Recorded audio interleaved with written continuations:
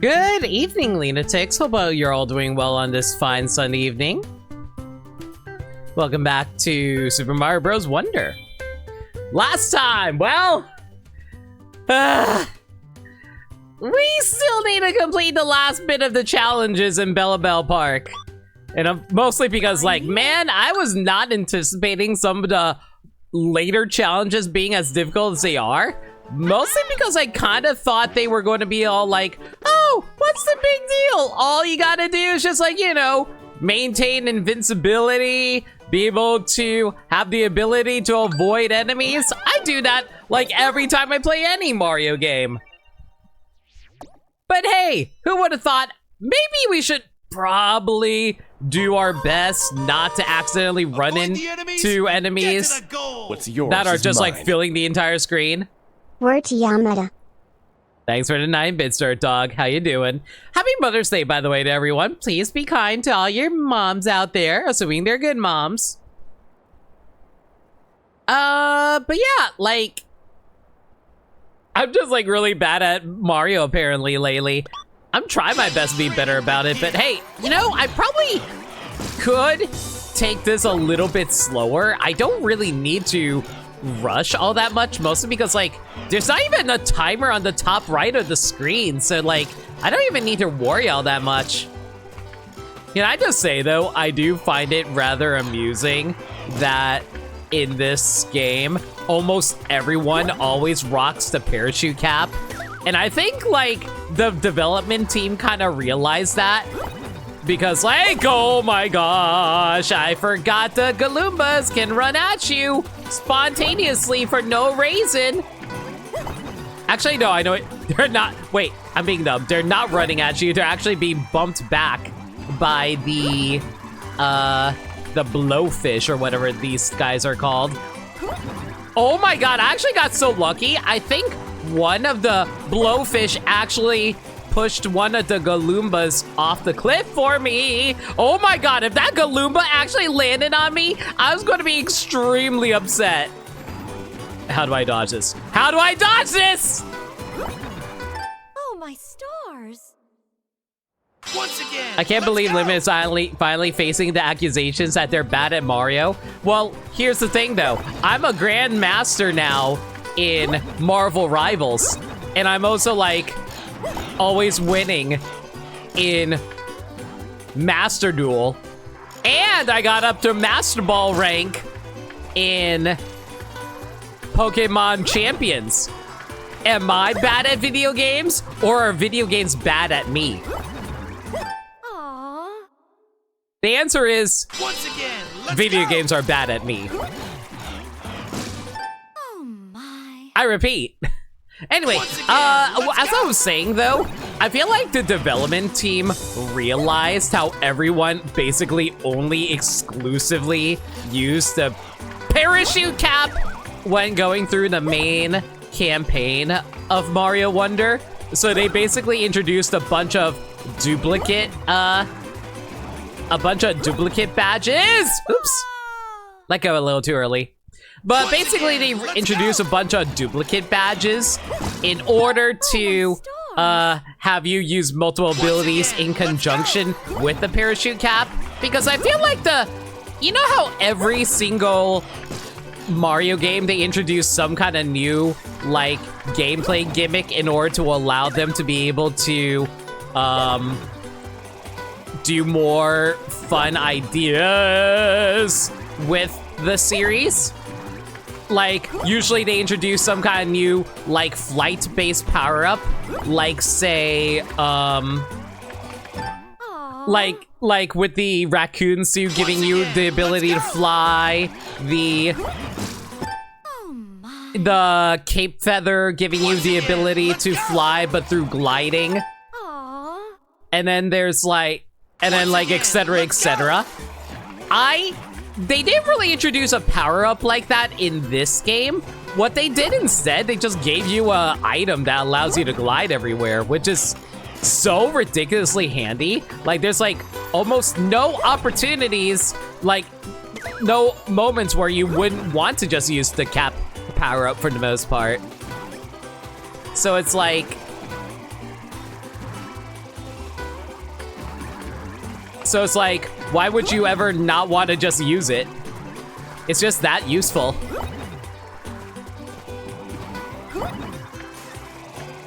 I'll say, hey, Nico, so how you doing? Oh, my stars. I'm doing fantastic. Once again. After you got the double jump, you never equipped the parachute cap badge. Let's go. I mean, I feel like the double jump isn't as useful as getting a vertical glide, and I'm going to tell you exactly why.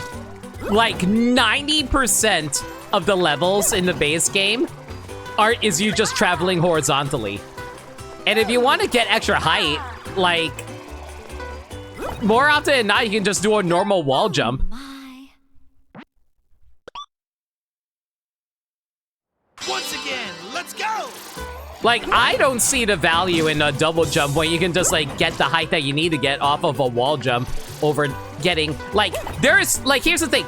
Like, you can circumvent height, like I said, through wall jumps, but not only just that, there is no other way for you to get horizontal movement. If you want to travel further, the only way would be, like, with a badge, and I feel like the best way to go about it would be using the cap badge, the parachute cap.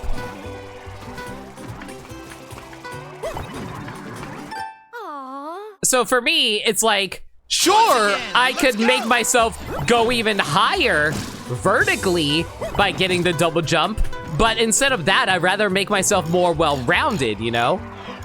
Instead of just being like, oh, hey, I can make this one aspect of me better versus, oh, hey, I can make all aspects of me really, really good. I thought I can jump back in time. Once again, let's go. It's kind of like it's kind of like the idea behind some of the Pokemon builds that I've seen in competitive Pokemon, where it's like, this Pokemon already has like amazing speed.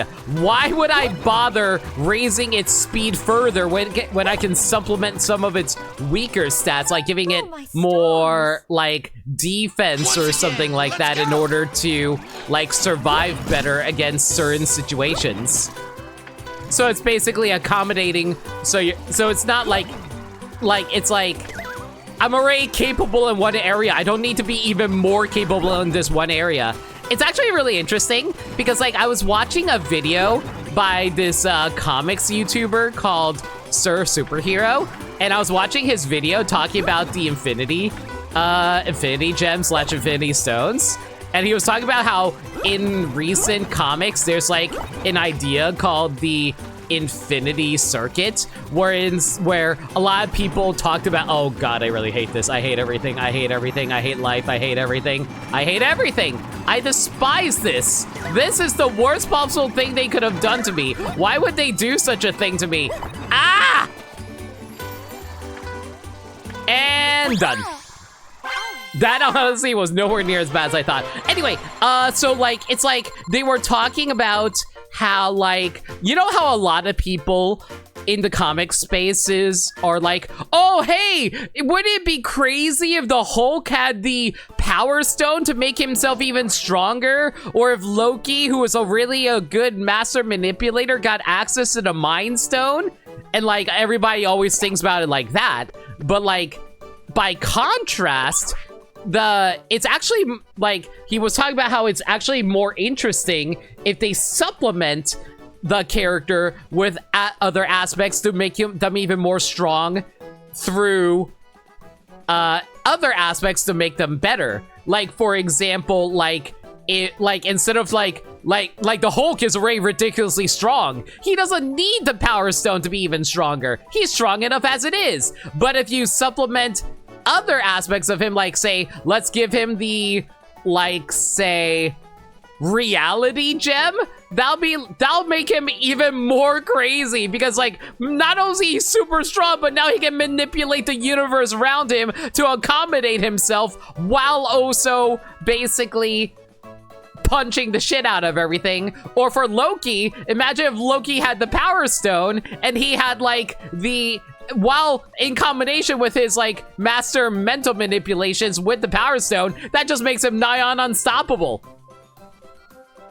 So it's like, so like the Infinity Circuit idea in the comics is the idea of that every stone needs to be powered up with another aspect of a different stone in order to make full use of each power.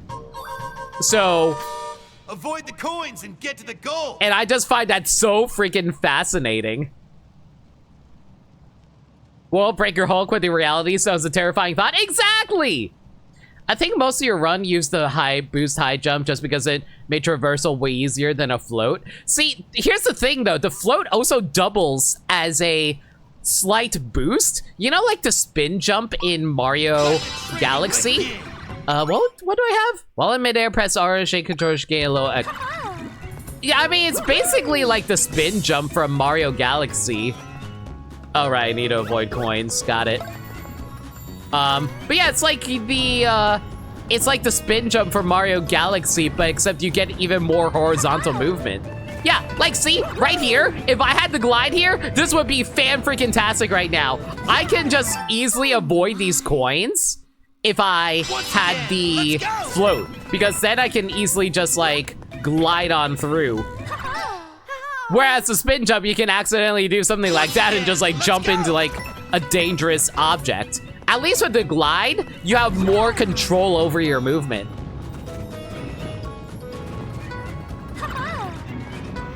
Oh, my Like I said, if I had the glide there, I wouldn't have died. Once again, let's go.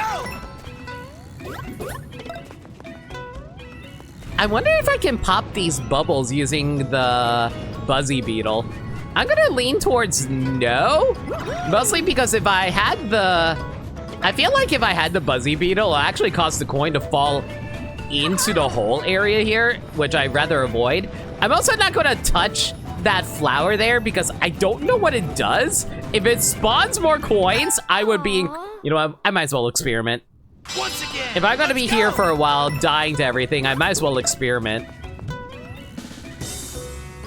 Hey, Frozen, how's it going? But yeah, what I'm trying to say is, like, I'm not saying that, like, having a double jump is bad. Of course, having a double jump is nice, but it's like, I feel like the value of, like... Oh, my. What did I tell you? What the heck did I freaking tell you? I knew that was going to spawn something there. All right, let's experiment with the Buzzy Beetle. I knew it was going to spawn coins. And look at that! The moment you hit a bubble using the Buzzy Beetle, the coin falls in here. I know this game. I know its tricks. As I accidentally jump into the flower. once again, let's go. Listen, like I said, the game cheats.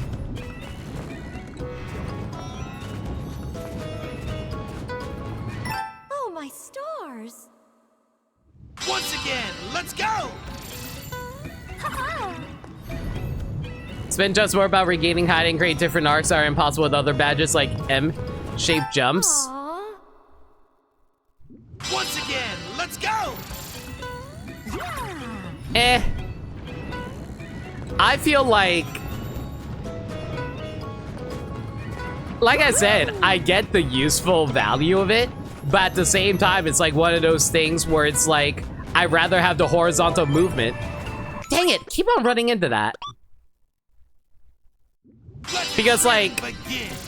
I'm just saying that, like, yes, you get the more, like, you get, like, those regained heights and stuff like that, but, like, how often do you actually need that versus being able to, like, getting over, like, further distances? I'm just saying, like, in terms of, like, dang it, I keep accidentally jumping into that because I'm trying to make conversation. I'm saying that, like, the times where a glide would be more useful than a second jump.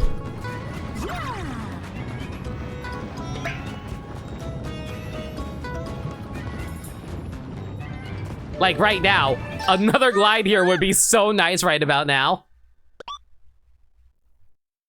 Versus like this spin jump right here, not really offering me a whole lot.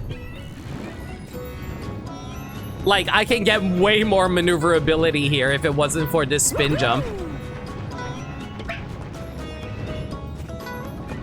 Aw.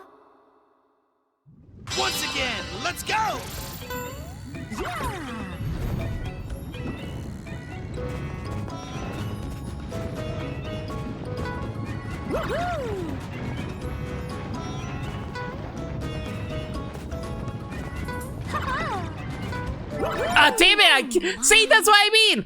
If I had the glide there, I could have, like, glided into the second half of the circle. But no! It made me freaking spin jump into the flower that caused me to die. Once again, let's go!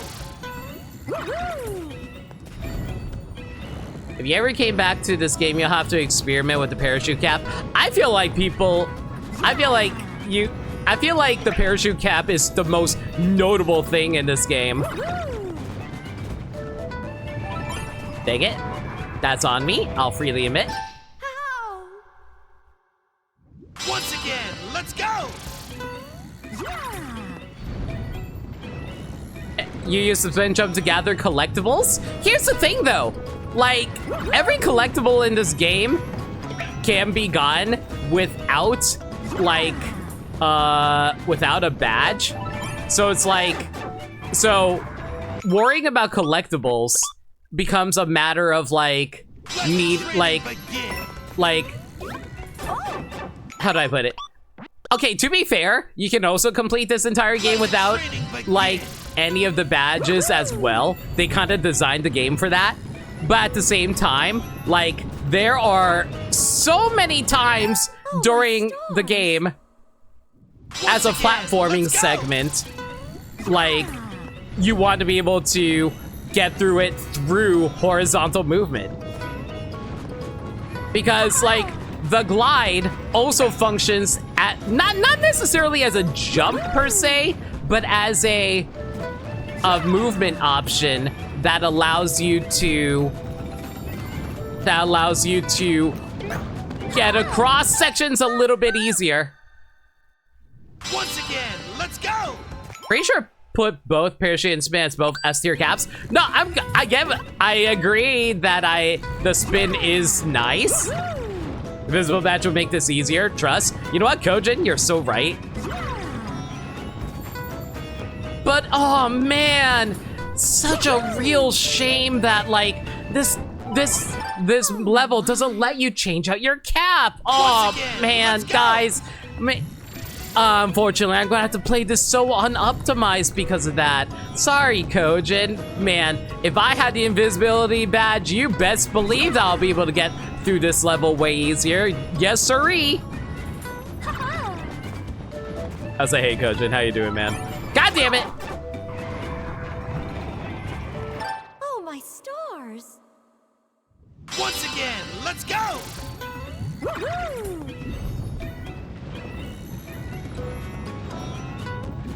Oh, my. The infinite hop is better? No. You don't understand. Like, if I'm invisible, that means I'm impossible to be hit. Like, that means I can just, like, walk through this entire area without touching a single coin. Yep. I have never gotten damage while invisible in Mario. Not one single time. If you ever think of an example of that happening, clearly your memory is playing tricks on you, and I am not gaslighting. Once again, let's go!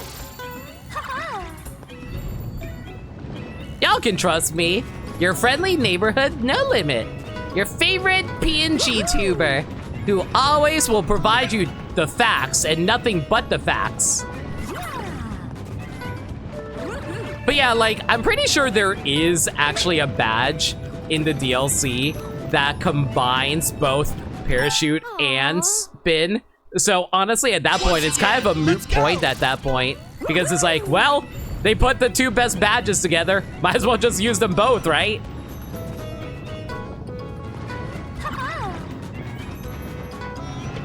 And then they decided to combine freaking infinite jump with invisibility because they're assholes. If you're invisible, no one can see all the times that you're mess up. You know what? You are so right now. Oh man, guys, where did I go? Like, how? Like, oh my god, guys, I'm all the way across the room right now, and just like the game is auto-playing itself. It is just dying over and over again. What is going on? Hey, Gabby! Let's go! I'm currently not available. A ghost is currently playing my game, and I am not around. No one can see me fail at the game right now. Once again, let's go! You know what? I gotta say, this ghost who has possessed my Nintendo Switch 2 Pro controller is playing really not great.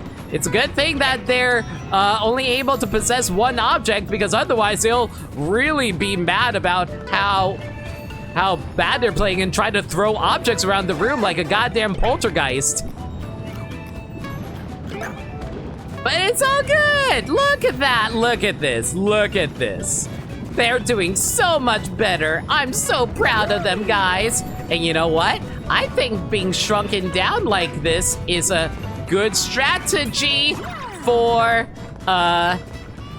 them, because that makes their hurt box a lot smaller, so they don't just like randomly die out of nowhere by getting hit by something. So you know what? Being small is actually a plus rather than a negative, everybody. Makes it easier to dodge all these coins that we can't touch. Yes, sirree.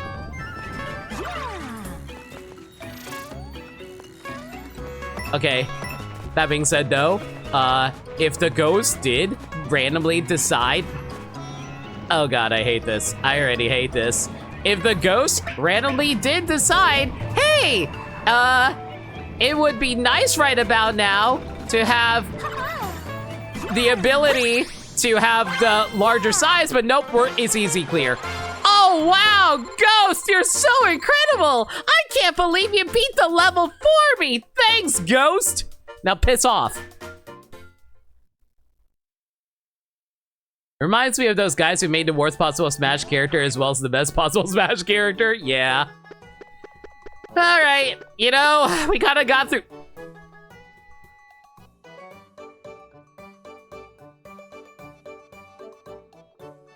No one say a goddamn word. No one say a goddamn word. I swear. If anyone says anything, I will throw down the ban hammer, and I will never allow you into this chat ever again. Ever.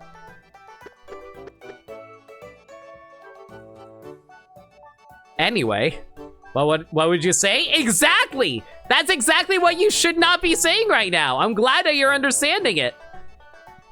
Anyway, fierce fight while small against mighty Wendy. Oh god, I gotta do this while tiny? Okay, fine.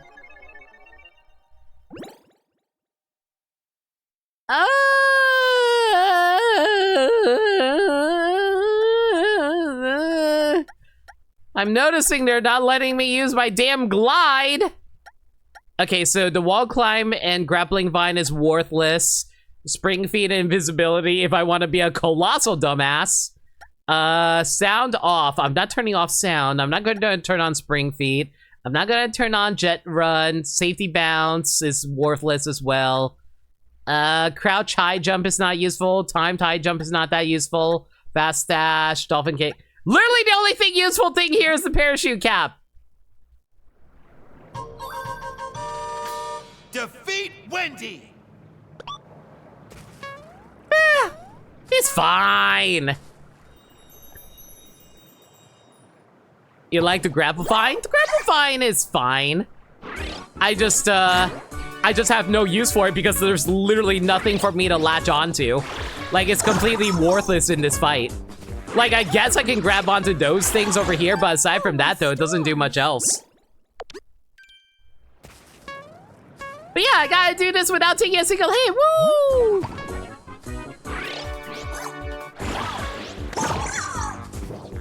Okay, I gotta plan out these jumps here. I can't play this stupid.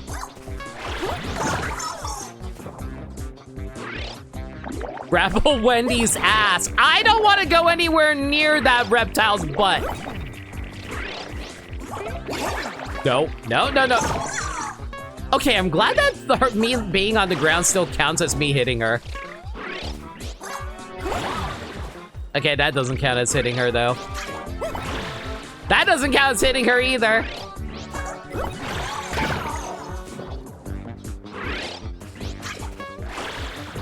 You know, I just realized these rings are kind of reminding me of Hoopa. Surprise, I'm actually fighting Hoopa. We're still playing Legend ZA, everybody. Oh, God! Aww. Oh, that was such a weird angle they put me in. Technically, she's a fish. I will now pleasure myself using this fish. No. I also hate the fact that she's technically making an O face. Phase 2, Mega Rayquaza pops out on one of these. I mean, to be fair, according to Smash Brawl logic, Fox and Diddy Kong can defeat a regular Rayquaza, so obviously Rosalina, being the goddess of the Mario universe, means that she's strong enough to take down Mega Rayquaza, right? I mean, I'm just speaking purely lore-wise. I'm totally not power scaling Mario characters and Pokemon characters now, am I?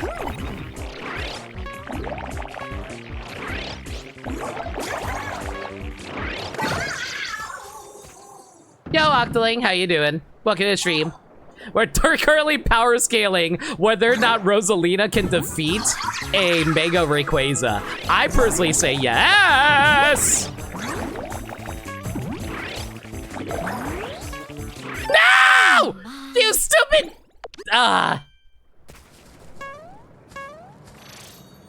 Did you see fish? I saw the fish. You watch the Mario Galaxy, Fox is clearly more competent. Listen! Rosalina was trying to protect her children. If you wouldn't protect your children, I gotta question your parenting skills, Nameless.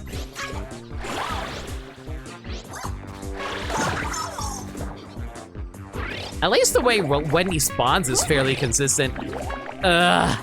So how many hits does she take now? I think it's like 9 or something like that.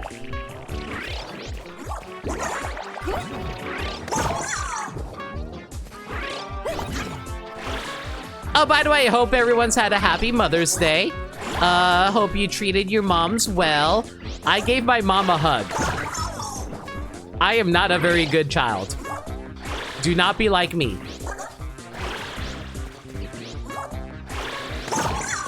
I am surprised I got that. I thought I got hit by her.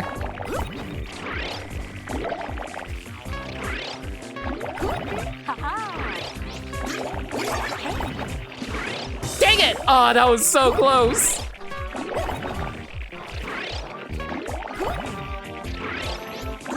Also, look at this. The glide is helping out so much here right now. Like, gives me so, like, if I had a double jump right now, like, I guess it would be useful. There we go.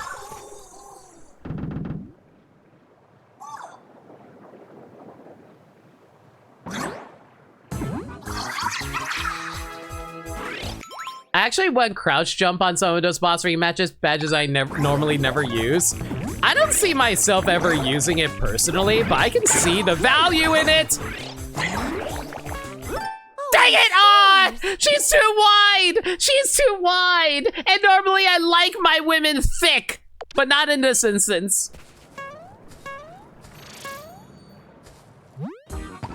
Once more, we're feeling.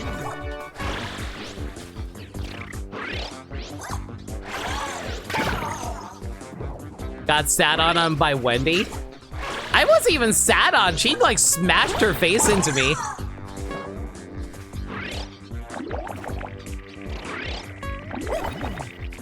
Honestly, the worst part isn't even Wendy, it's entirely the goddamn Cheep Cheeps. These things have a wide hitbox.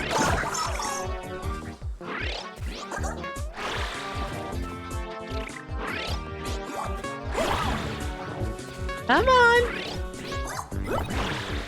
Oh my gosh, how did that not even get her? There we go.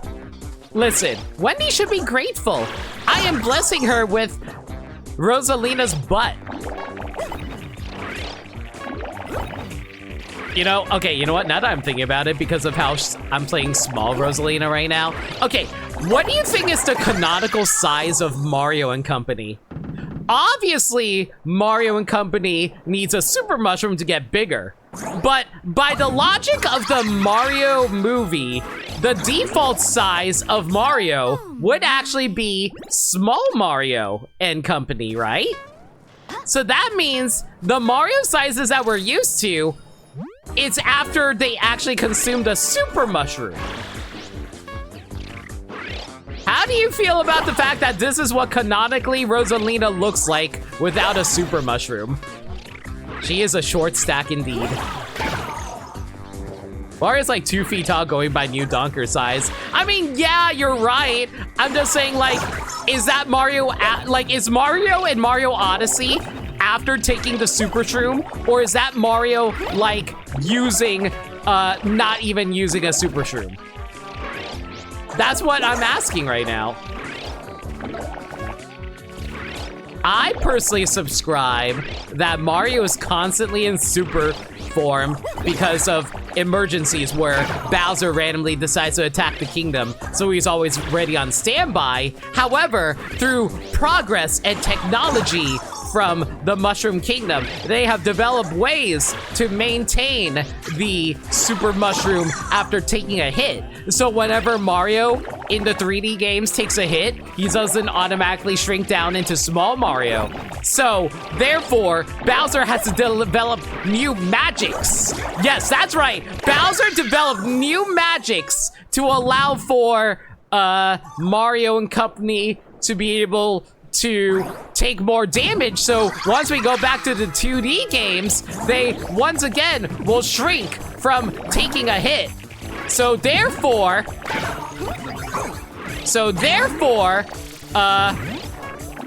oh god, oh god, oh god, oh god, oh god, oh god. Hey god, I'll talk in a second.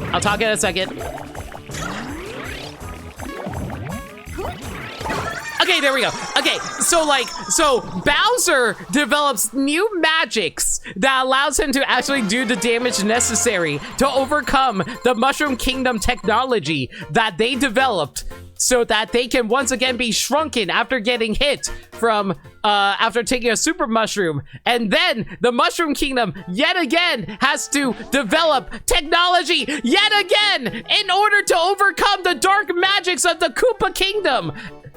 It becomes an arms race between the 3D and 2D games as the Koopa Troop and the Mushroom Kingdom fights to develop the stronger super mushrooms and the dark magics. That's a new headcanon. You're welcome for that. And then there's New Super Mario Bros. 1, where he starts as Super Mario, but gets bonked in intro and smile and then turns small. Okay, so then what's Mario's default size? Is he tiny or is he big? What is Mario's default size? Stellar. Okay, but if we're assuming that Mario's already super in Odyssey, he'd be like a foot short in standard form. That is so true. Sagami, I need you to answer this question for me. You're a lore expert when it comes to Donkey Kong. So, therefore, by extension, you should know Mario lore. What is Mario's default size? Super Mario size or no Super Mario size? Like, when he doesn't have a Super Mushroom, is that his default size? Or is his default size with the Super Mushroom? In the games or in the movie? That's what we're trying to figure out right now. Because, like, obviously by movie standards, he grows bigger when he eats the super mushroom, but like by the game standards, it's like, wait, what is Mario's actual true size? Because like when he eats a super mushroom, he looks like what he does on the box art of like, you know, the 3D Marios, like Galaxy or like the like Galaxy or Sunshine, or like how he looks as default Mario in the movies. But like, then he becomes like tiny short stack Rosalina otherwise, you know? So that's what we're trying to figure out right now. Alternatively, the New Donk citizens are all 10 feet tall. So you're telling me that Wario is actually from New Donk City? Because he too is also 10 feet tall. Anyway. I hope you all realize I am not taking this serious. Oh, Koji, you don't know about that? This is like early days game theory. Like, this was like back in 2009 game theory, where it's like, Wario is actually 10 feet tall, but that's just a theory. Anyway. I didn't watch game theory. No, you're fine. I just thought you knew about it because of how, like, through pop culture osmosis, people keeps randomly bringing it up. Anyway. Okay, so game, his default is mushroom, movie is without. New donkers are just crazy tall. I mean, canonically speaking, Pauline is the tallest of all the Mario ladies. Am I right? Or am I crazy? I don't think... Wait, hang on. I never actually compared the heights before. Who's taller, Rosalina or Pauline?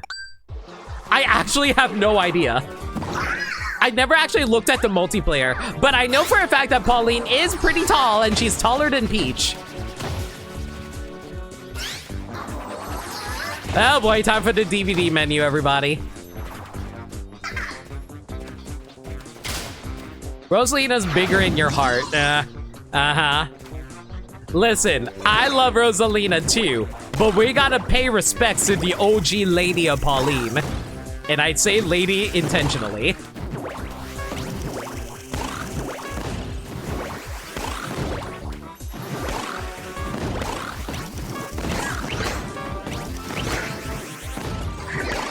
Let's play this nice and slow, y'all. We don't want to rush this at the moment. But yeah, I'm just saying that, like, how, like, if Mario's default size is super size, then that means that if Mario ever got hit in Mario Odyssey, and if it wasn't for the progressing technology of the Mushroom Kingdom, that means that Mario, canonically speaking... Oh, my stars. What the hell happened there? Did I get punched away by a bomb and that ruined my hitbox? But yeah, so, like, through the development of Mario technology, clearly, Mario, if he was hit in Mario Odyssey, would actually be, like, 12 inches tall. And you know what? Canonically speaking, I gotta spout the realest of facts. Olimar consumes a super mushroom, so that's why he's as tall as he is in Smash Bros. Mario just, like, you know what? Okay, so, like, we just use mushroom technology. Like, every size discrepancy in Smash is all explained through mushroom technology. That's why some characters are taller / shorter than they actually are. And if you're wondering why Ridley is so short in Smash, mushroom technology. If you ever have it, like, you know how the answer to all of, like Metal Gear's questions is nanomachines? The new answer for anything Nintendo related regarding size, mushroom technology.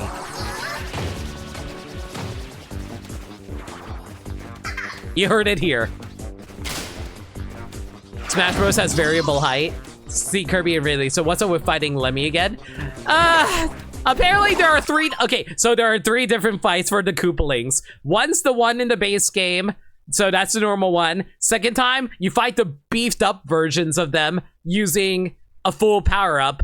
And now you're fighting the beef up version, but you always have to fight them while small, so you can only take a single hit. Woo!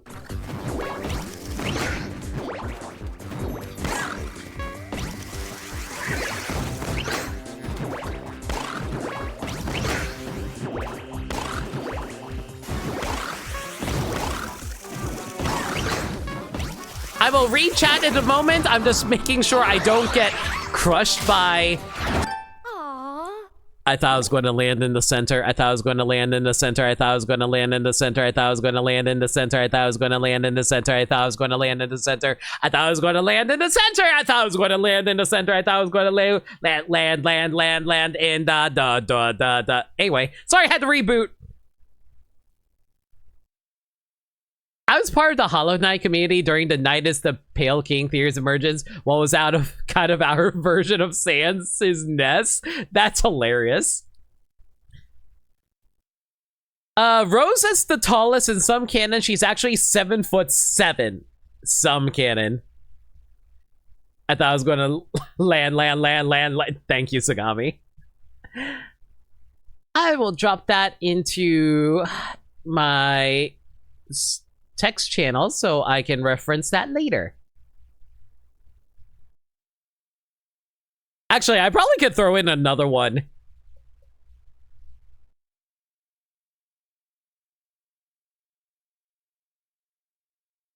No one's going to remember this because this is literally the beginning of the stream, but mushroom technology explains everything. Fungus technology, they shrink in response to physical trauma. See, Nikosaur gets it.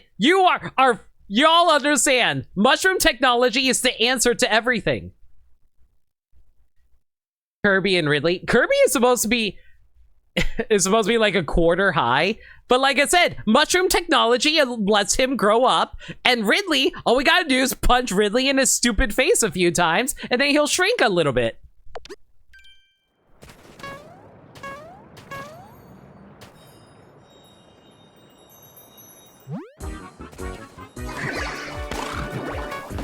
I like to believe Samus was the one who punched Ridley in the face to make him shrink. In fairness to Kirby.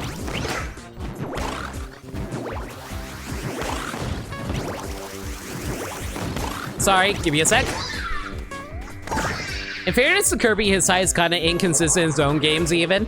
To be fair, like, Kirby's just like a guy. He can be whatever size he damn well pleases. I thought I could duck that. You wish Samus could punch you in the face? I think Samus would only punch you in the face if you're a space pirate, or if she was paid to do it. That's where Ritsugami reaches into his wallet, right?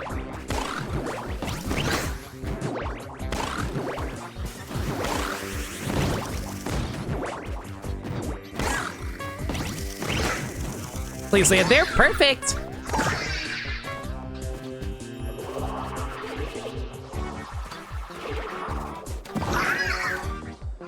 If I have him go straight down, will that actually help me out? Yes, it does. Perfect.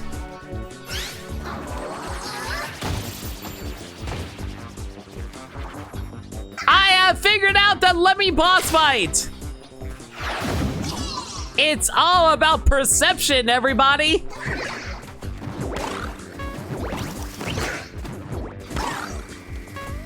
Unfortunately, I'm really bad at aiming, though.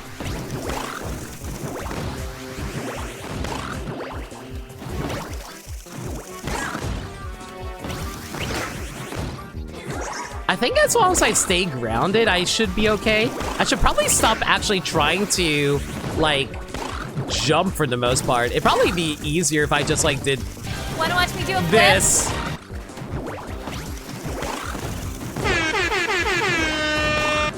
This isn't distracting, right? Oh, believe me, I would never be distracted by Pyra deciding to do a giant flip in front of my eyes. Not at all.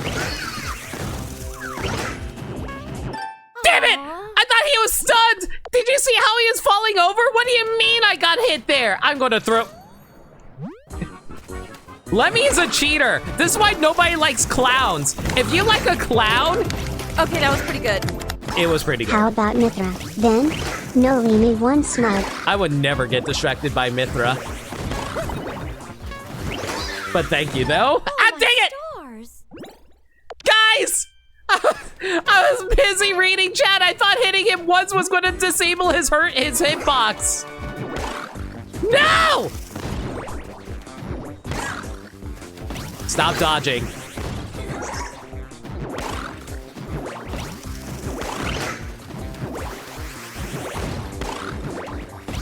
Why does Lemmy always have to be associated with bombs anyway?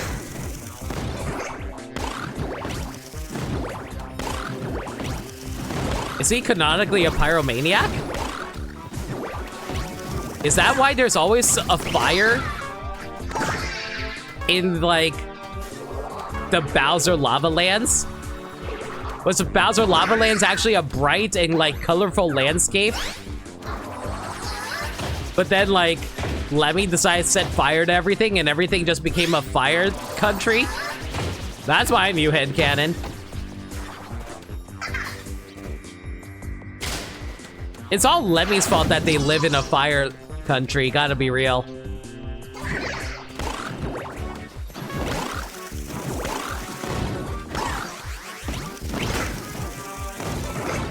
And then there's like the whole planet, like, that they're making in like, no, I thought I could make it under.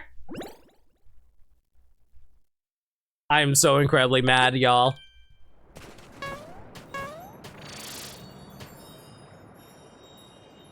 I thought he was always associated with balls. Well, of course he's associated with balls, Kojin. He's a boy.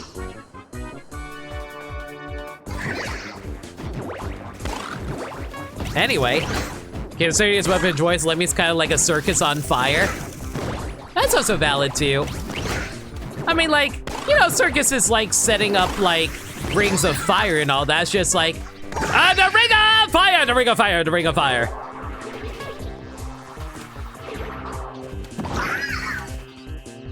You know, like that flea from A Bug's Life, who's voiced by John Lasseter. I think I'm pronouncing his name correctly anyway. Intense? Wait, when did I say intense? Bounce back, Lemmy!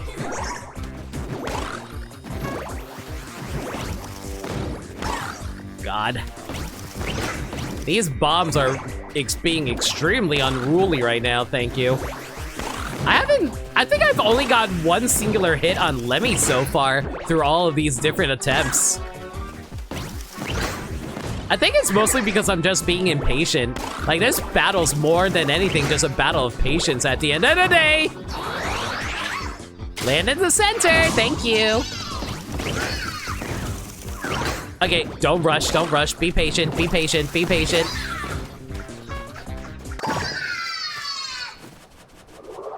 And this is where we start teabagging.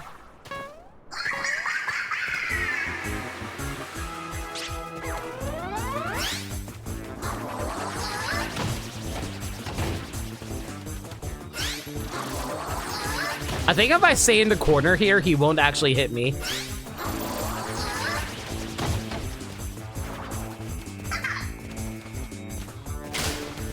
See? I'm so used to him just landing in the center!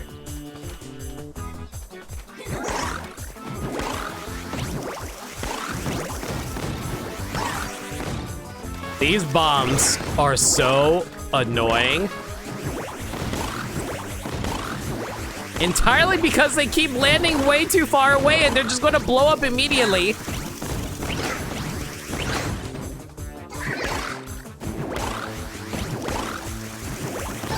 What? You didn't bounce into it!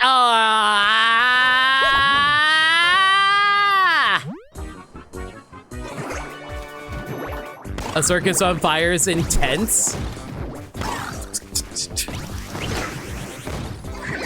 You are so lucky that I like you.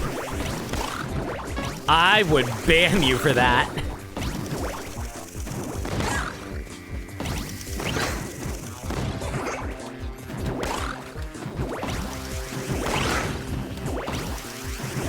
I swear, I never know what actually triggers Lemmy getting unbalanced on the ball.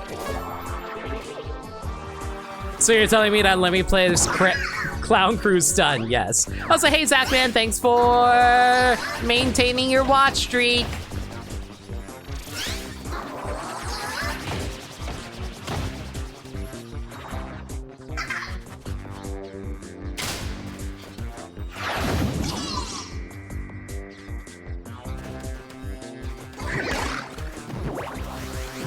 I guess the main reason why I say Lemmy is always associated with bombs is because for the longest time, one of his default artworks was literally like him throwing a bomb.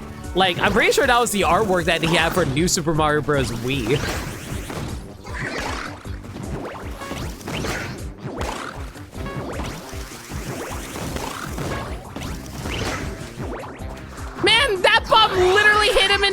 Reese, what do you mean it didn't count?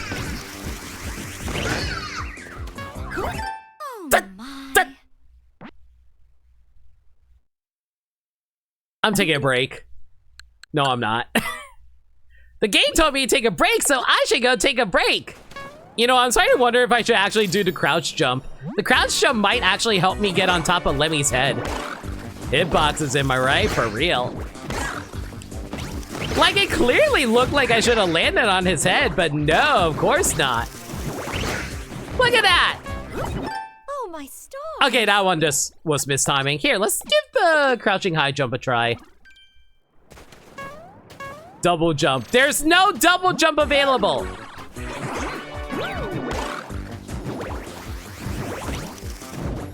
Hang on. Let me get him low a little bit first before I do this. Aww. Okay, so the height actually is pretty decent, but it only works if there's only 2 balls.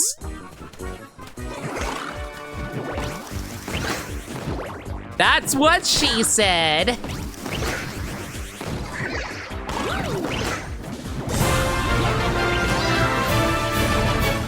Thank you! Yeah, CJ, thank you so much for resub for 31 months. That's really kind of you. Almost 3 years. Jeez, thank you so much. It really means the world. Oh, my stars. I lost track of where I was.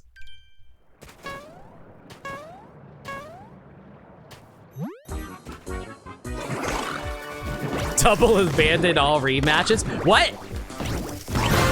Dead dog! Thank you!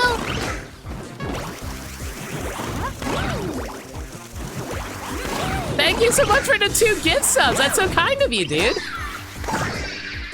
Oh my god, I can't believe I got the double hit there.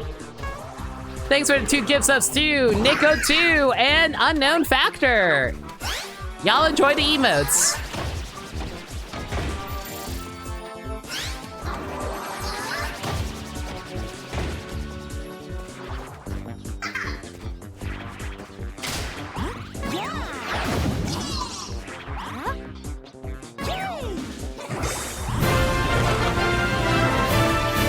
Tsugami, why? Pourquoi?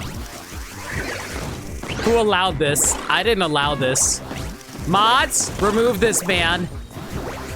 Thank you so much for the gifts up to Ilan Basa. I was too busy reading chat to notice there was a bomb heading my direction.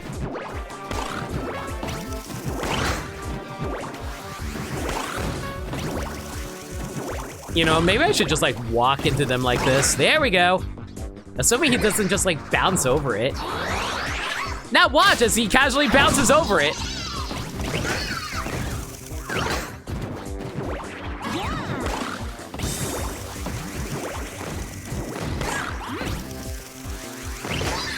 You know, I decided to just play it safe for that one. Wait a minute, we are the mods? Well, shit, what do I do now?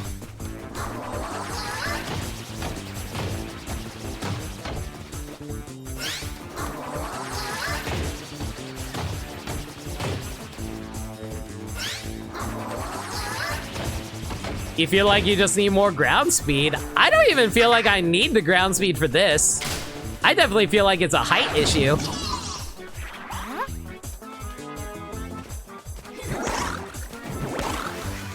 Unmod the mods and ban them yourself? Never. That, like, you think I have the ability to unmod mods? Once a mod is modded, they are modded for life. You think... Man, bold of you to assume I have options like that. Next you'll tell me that I'm not actually... Next you're going to tell me that I'm actually talking to real people and you aren't just AI bots in my chat.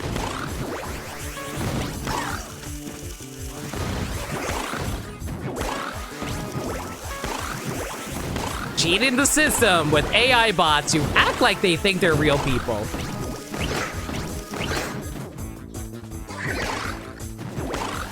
No one tell anybody that. God damn it, the bomb actually pushed me into that. Ugh. We only allow one bot in here, that is true. See you with Tsugami. Thanks for a reminder, I'll do that momentarily.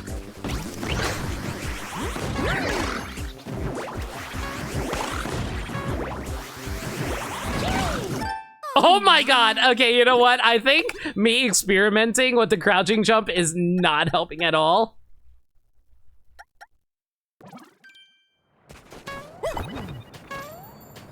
Drink and stretch. Bachan, get your butt in here. We need water. As I just realized I never swapped out the Bernice. Bernice, get out of here. You know what we need? Emmett. Enjoy the jar, Emmett.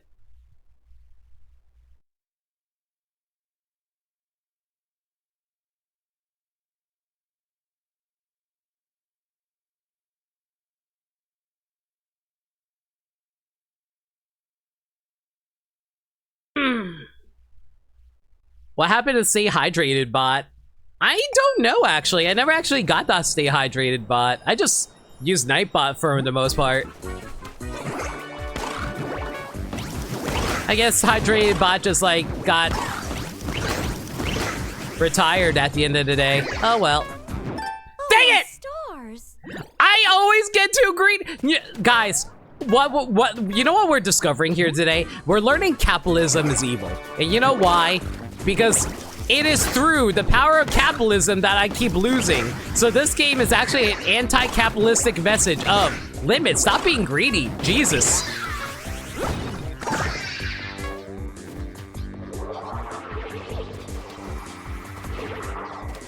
Okay, that's a Persona one. I definitely remember that one. That one was from Persona.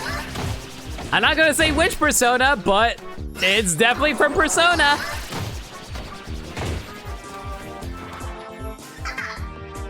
Thanks for the hype train, y'all. Much appreciated. Okay, Rosie. Stand still.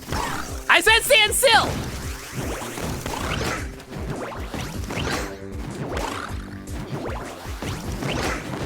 This is... remember, Limit, don't play greedy. This game is all about anti-capitalism. So learn to play safe and humble and careful. Don't play greedy. Just let him go. Let him have his fun. Throw the balls. What's the worst that'll happen? That's right. You don't die. That's what we should all remember. We should all listen to Wario. Destroy Mario. Mario's the greatest. Mario stinks.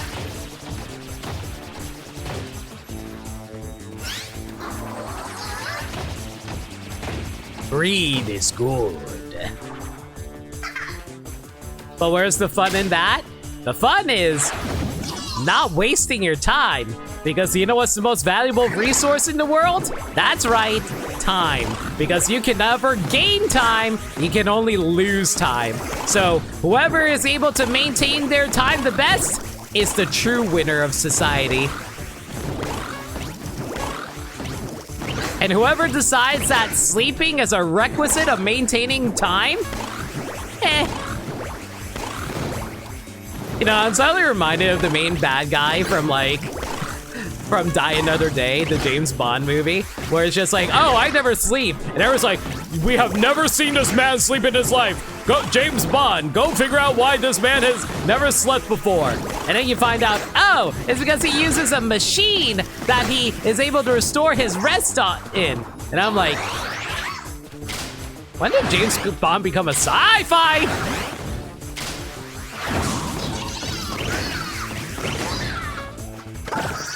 There we go. But I don't use time in any of your cooking. And that is why you are the worst chef I have ever seen in my life, Nameless. Bachan, go to the kitchen and make me a sandwich. An idiot sandwich.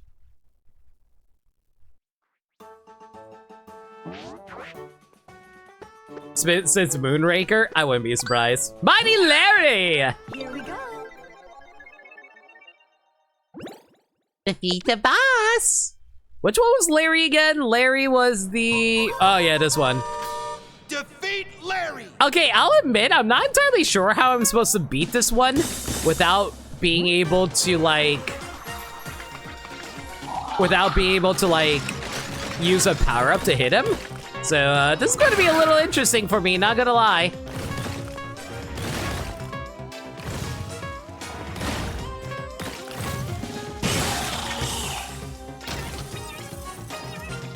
I'm so used to beating Larry using a power-up.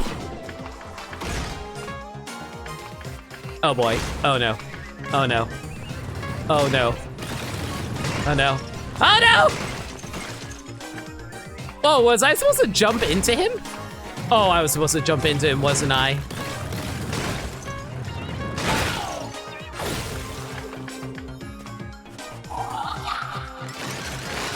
Okay, so, chat.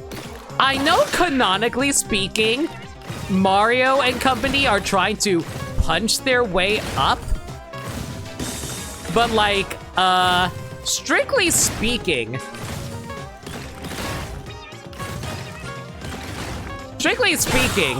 I've always imagined it as you punching them,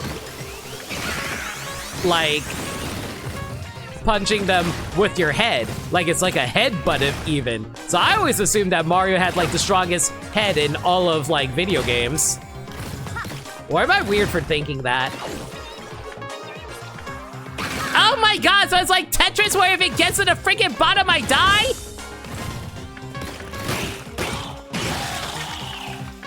It's a Zen headbutt? Exactly! Mario canonically is a psychic type.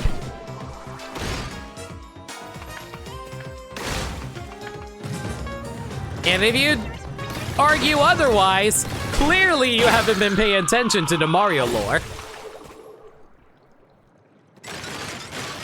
Larry is the one you struggle with the most? Why? Oh, my stars. That is some next level timing.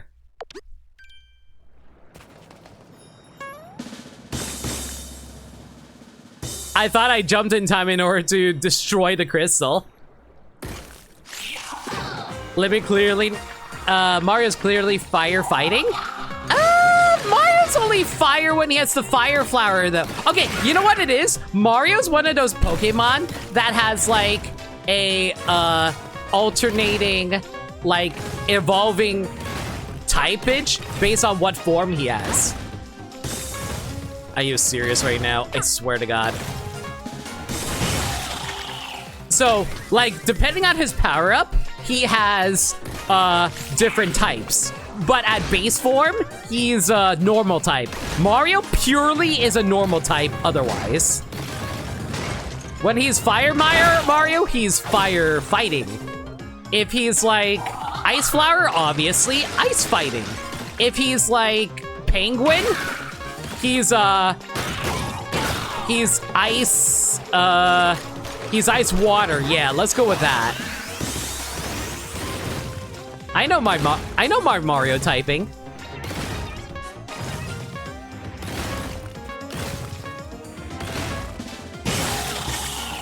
Mario's cast form, but instead of weather, is based on his diet. Correct. He also has fire powers in Superstar Saga. Yeah, but he doesn't normally use his, is the problem.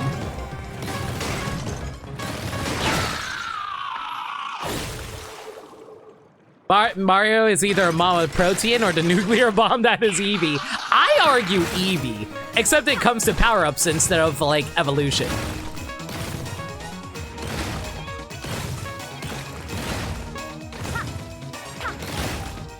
Are you serious right now? There we go. Oh, what? my. I hit you! You are still... Oh, he still had a freaking hitbox. That's so annoying. But yeah, no, like, oh, like, I know why Nicosaur, like, would say that this is difficult. I don't think it's that difficult, personally speaking. I just gotta be patient.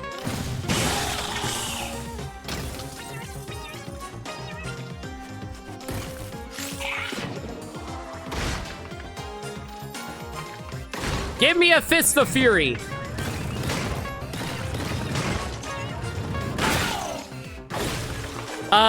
Princess Peach is obviously a fairy type. I don't know if she has a secondary typing. I just say Peach has fairy typing, and that's about it. You know what? Actually, I don't think a glide would be all that useful for this. I think a double jump would actually be really nice right now, actually. I don't think wall climb is... maybe wall climb, shrug? And I kind of feel like crouching might be more useful in this instance. It's more so you didn't struggle at all. Wow! You want to talk yourself up even more, Nico? Please, by all means, make me feel inferior while you're at it.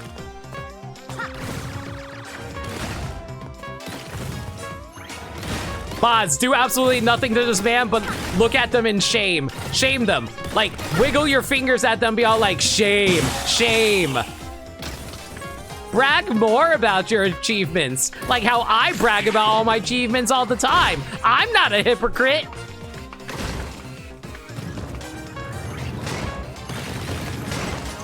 Please realize I am being entirely sarcastic right now. Do not take me seriously. Wario's poison fighting. I can kind of agree with that.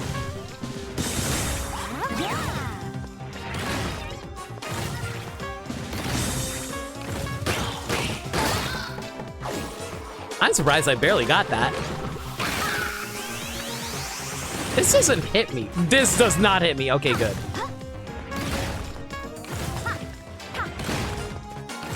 Oh my. I'll be so real with you, y'all. I completely lost track of the stream. Are you doing it right, boss? Sagami, you're fired. God damn it, I need another person to be a mod. Fine, you're rehired. But only if you start making Krabby Patties back in the kitchen.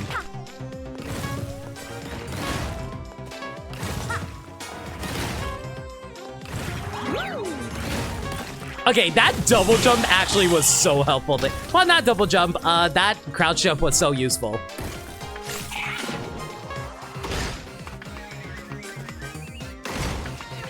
I feel like, okay, I know what everyone's thinking. Luigi is ghost type. No, Luigi is not ghost type. Luigi is dark type. You know why? Because dark type is super effective against ghosts. And he's obviously not psychic type. So, dang it.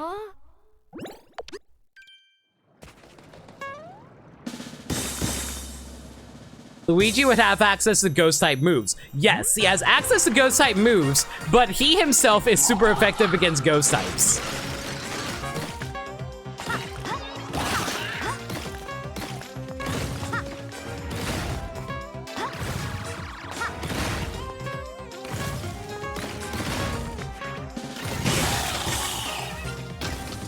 Luigi is normal type, he's immune, but also can't do much against them on his own.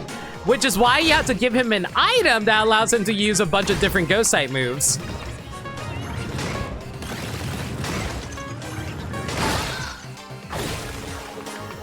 Bowser is obviously Fire Dragon. I don't think anyone's going to argue about Bowser being Fire Dragon. Unless you want to argue he's Dark type, I guess you can argue that he's Dark type. What? Oh my god, you know what's annoying? I died there because, like, Peach was... Not Peach. Rosalina kept on grabbing onto the wall, slowing down her descent.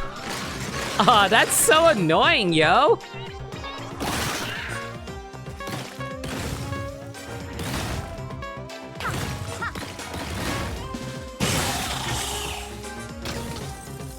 What about his dry Bowser form? Ghost Dragon. Maybe with fire.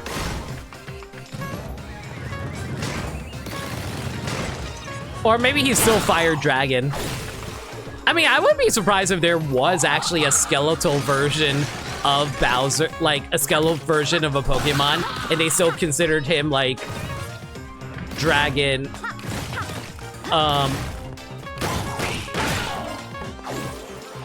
Considered him like Dragon Fire!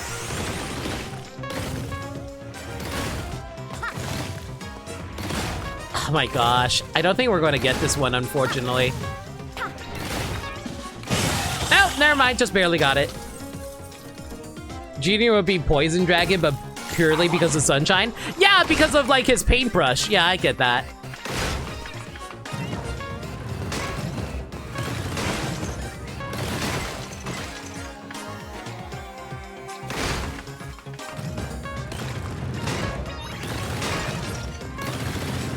What? No! What? I didn't avoid. Oh, I'm so mad. Ghost Dragon for Dry Bowser's kinda sounds right. I can see that. Pauline would be like normal type, but if there was a sound type, Pauline would 1,000,000,000% be sound type. Oh my. Oops.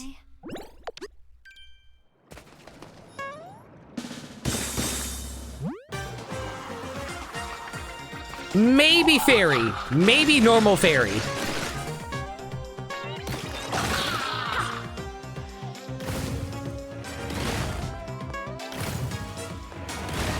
Oh my god, this is a little bit annoying.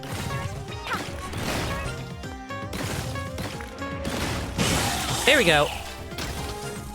Flood is clearly water. They may also be steel. Yeah.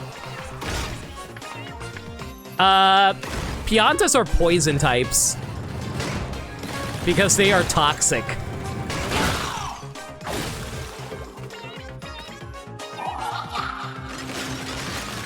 Toad is probably normal poison. I don't know, that feels a little boring. We gotta be okay, grass type. Toad is actually a grass type. Boom.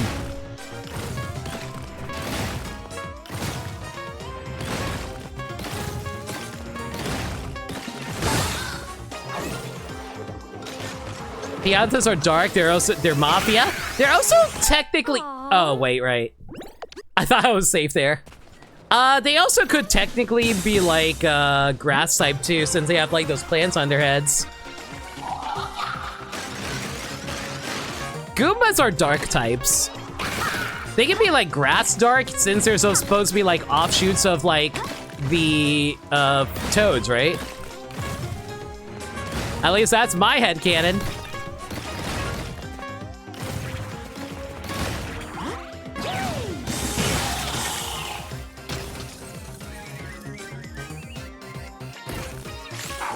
Piantas are dark, they're the mafia. Only some Piantas are mafia. They're not all mafia. Unless we're in Mafia Town, in which case, everybody mafia. You know, I haven't played Hat in Time yet, but I at least know about that.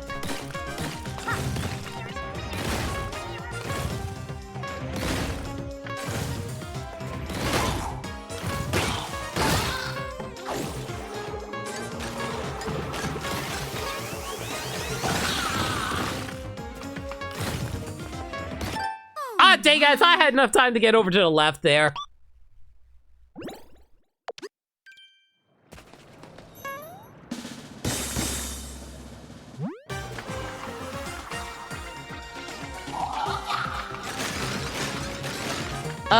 Trying to think, we gotta be a little more creative with these typings, though. Aww. Are you freaking serious?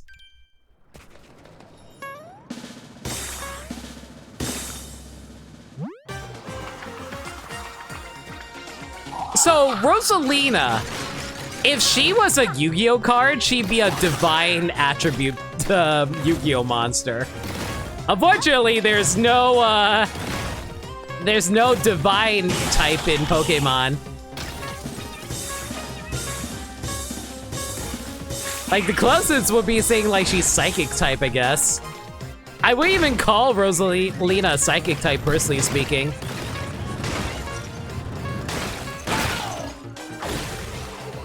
It's hard for you not to see Rosalina as anything other than fairy psychic. That too. Daisy's pure fighting type though, right?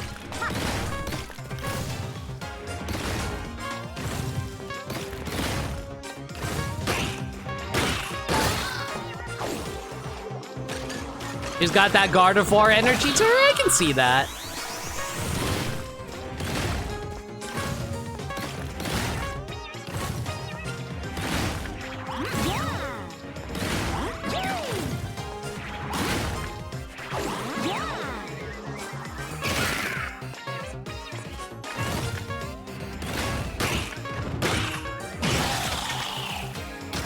Daisy is fighting. The forbidden triple stab.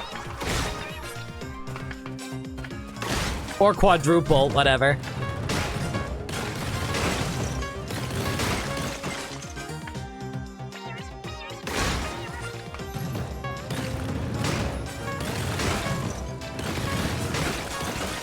Dang it! Larry, stop being an annoying butt!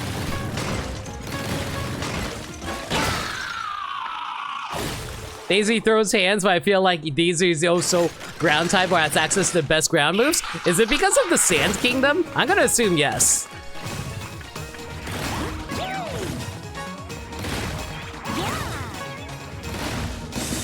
No, Daisy! Rosalina!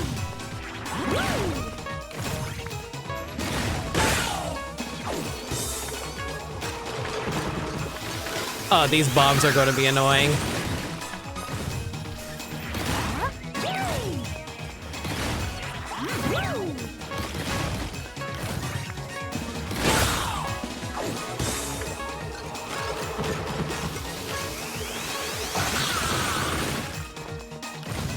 Okay.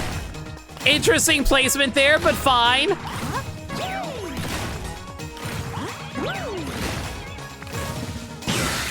There we go. K-Roll Dark Seal. All K-Roll says Red Sucker Punch. You know what? K-Roll would just be like King Gambit. Let's be completely real here.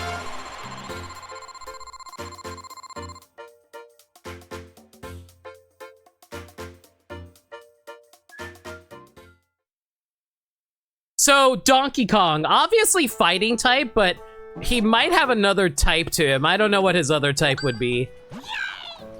Banana type, grass type, grass fighting. Okay, you know what? Fast Dash might be useful. No more terrestrialization for Larry. Okay, do you think all the Koopalings are the same type, or do you think they have their individual types?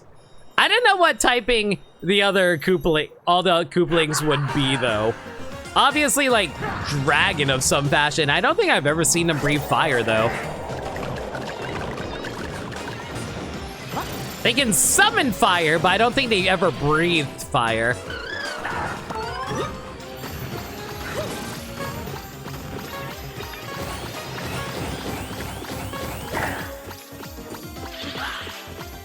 Clearly, Roy is a goat. Thank you! Clearly, we need to play the Mario Pokemon ROM hack. You know what? I completely agree. As a hey, Flagger, I hope you're doing well. Thanks for a resub for 77 months. What's the math on that? 1, 2, 3, 4, 5, 6.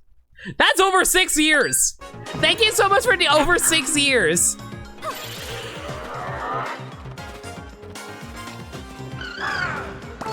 But yeah, we're mostly just talking, like we were, actually, okay, Flarga, we were talking about this earlier. We were trying to figure out what Mario's default size is. Is it without the Super Shroom, or is it with the Super Shroom that is Mario's default size?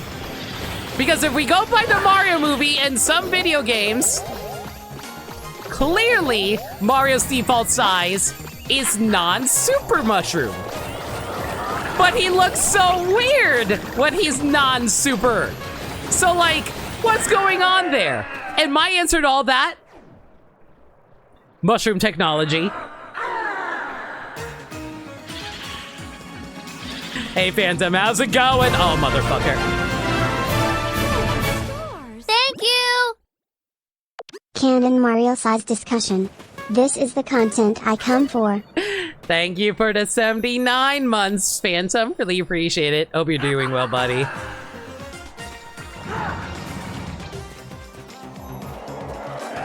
Mario Mon got an update recently. I did hear about that because, like, AlphaRad actually uploaded another video all about it.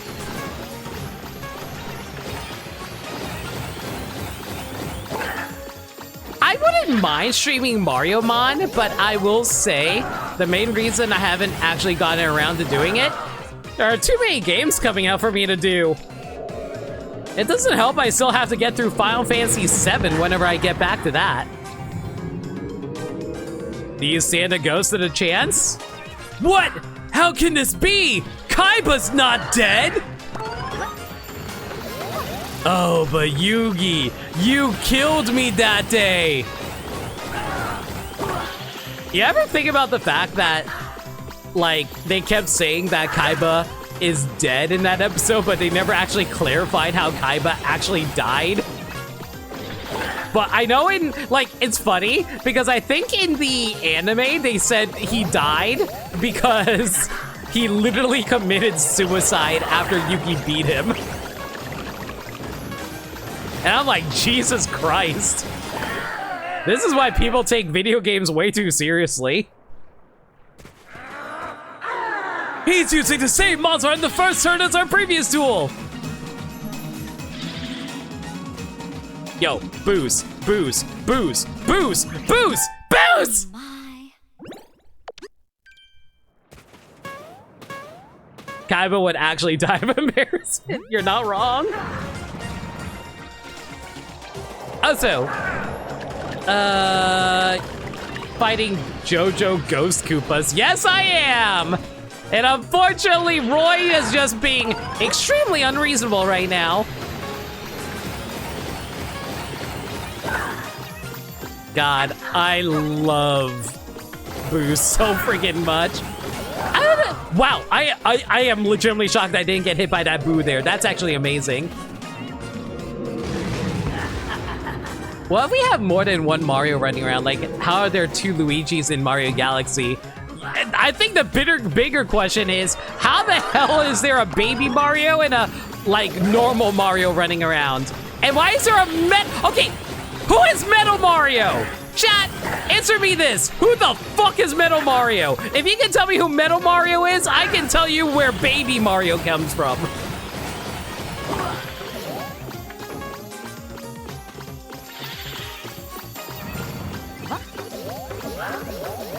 Why is Metal Mario considered his own separate character?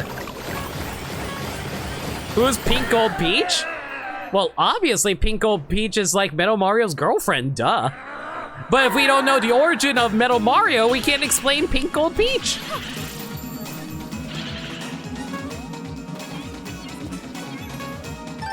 Dang it! Oh, I thought I jumped over that.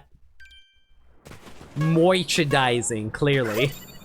I don't know, I personally would rather get more Rosalina merchandise, but that's just me. Pauline merchandise, oh, you know, I need some more Pauline merchandise. We got plenty of Rosalina merchandise. I take it back, give me more Pauline merchandise. Best question is, who the heck is Gold Mario? Listen, Gold Mario's Metal Mario after a paint job. He was just feeling very fancy that day. Either that or he won the lottery. You know, he won the lottery from Thousand Year Door, and now he's just like living his best life. That is to say, getting a paint surgery job. He replaced the metal in his body with gold, which inherently makes him softer, so women like him more.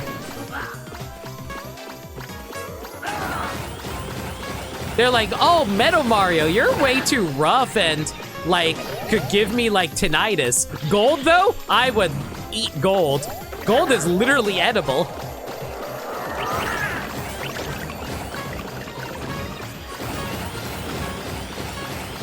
And that's how Pink Gold Peach found Metal Mario. She decided to eat him.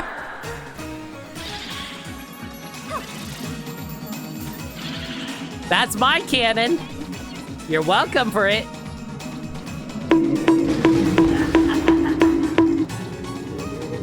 Thank you for 34 bongs, Sagami.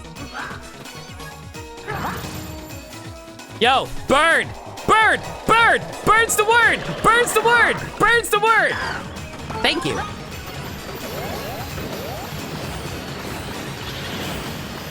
Oh my god, there is so much fire. Who knew that fire is weak to the power of light? Why did I run into that? I was not thinking when I did that. Metal Mario is what happens when you enter the Hazy Maze Cave's goop too often. Yeah, but he's also a separate character. Because, like, in Mario Kart, instead of him saying Mamma Mia, he's like Mia Mama. So clearly, that means he has a different personality from Mario. So Metal Mario is like the Bizarro to Mario's Mario. Even though we have a Wario. So, Wario has moved away from being Bizarro.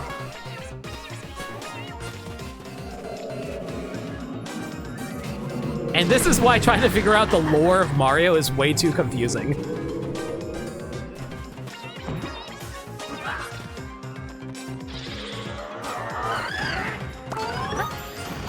So Metal Mario is low rules Mario. Exactly. In fact, you know what? New headcanon. Okay, you know like Koopaling Island from Link's Awakening? And you know how there's like Goombas and like Mario enemies in that game?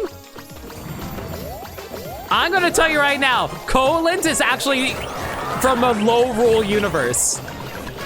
If the entire Mario universe actually resides in low rule. And that's why Goombas show up in Koopaling.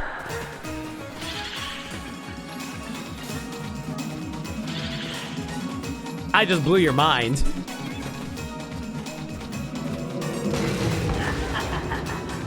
I still say Mario movie. Mario is definitely a different character than OG Mario. That guy doesn't like mushrooms. Hey, we don't know that canon Mario likes mushrooms. Has Mario ever said that he likes mushrooms in canon? I didn't think so. So for all we know, he doesn't like mushrooms. And Miyamoto himself said that Rosalina and Peach are clearly related to each other thanks to a recent interview where he's all like, God damn it. Where like, yeah, Peach's backstory is so canon, 1,000,000,000%, yup. Miyamoto says a lot of things. Miyamoto is also the person who says that Mario should never have story. And that's why the Galaxy movie is not that great.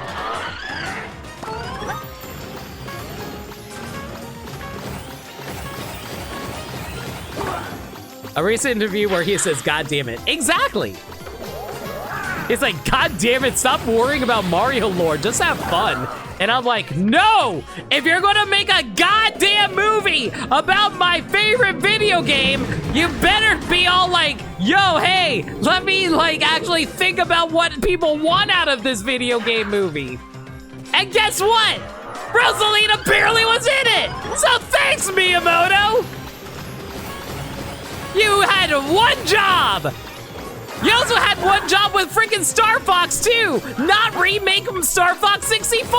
But hey, guess what? You failed that one job too. Good job, Miyamoto. I'm not bitter. You guys are bitter.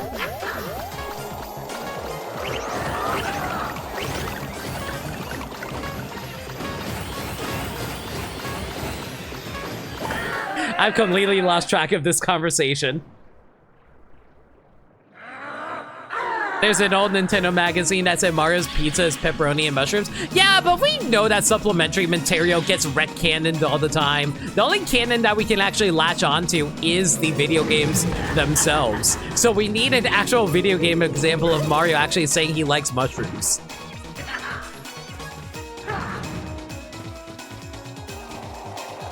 Tell us how you really feel about the Star Fox 4 remake. Yeah, no, I have no issues with it whatsoever. You're crazy.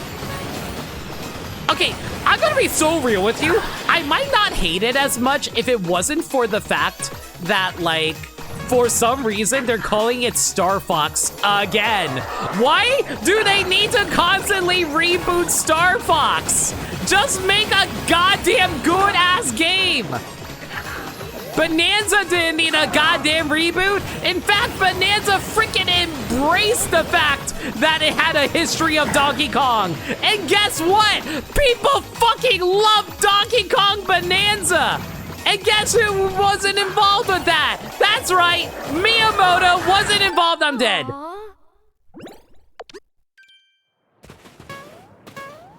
Okay, but what if we made Star Fox for the 5th time instead of Star Fox 64 for the 4th time? Ah!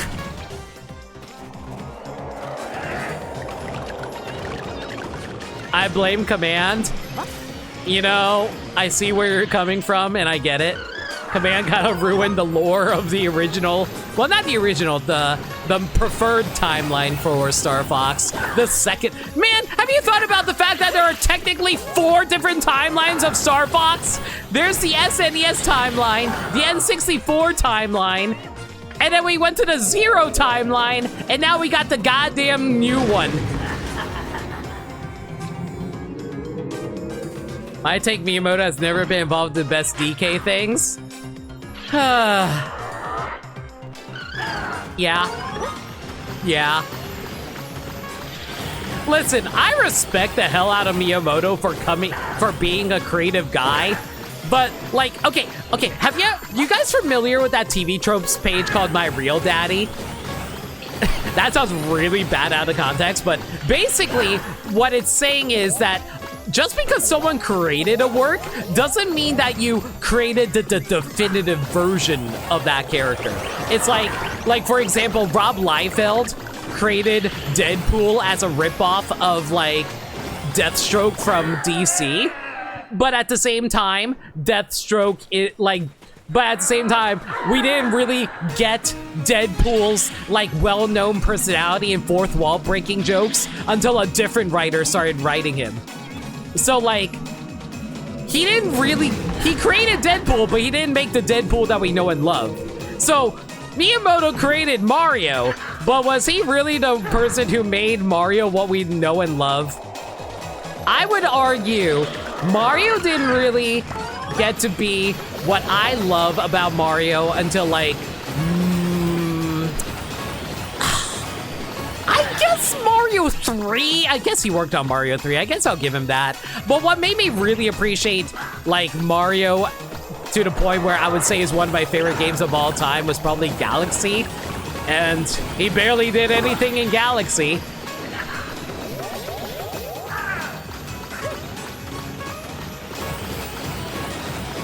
In fact, when he started getting involved in Galaxy again, he made freaking Galaxy 2. And you do not want to know how I feel about Galaxy 2, because I know a lot of people will be mad at me for saying how I feel about Galaxy 2.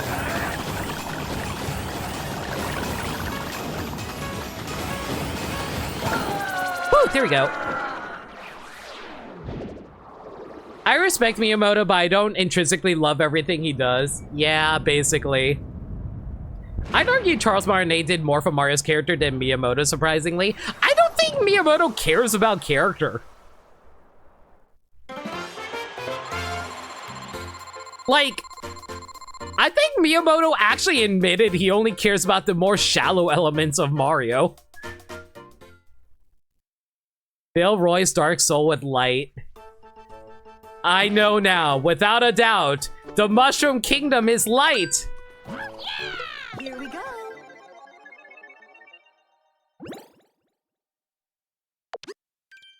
Bonanza DK is the closest to Miyamoto's OG designs ever say it's been decisive. I think Bonanza's design is amazing. He's finally a lot more emotive, so he's not just constantly pissed off all the time. And don't get me wrong, I love OG Rare design. But at the same time, it's not very expressive.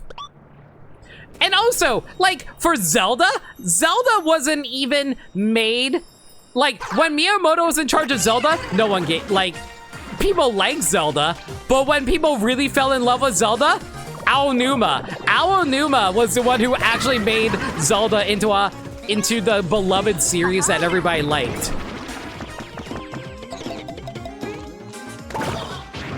So, most people attribute Zelda to Aonuma more than Miyamoto these days, even if Miyamoto created it.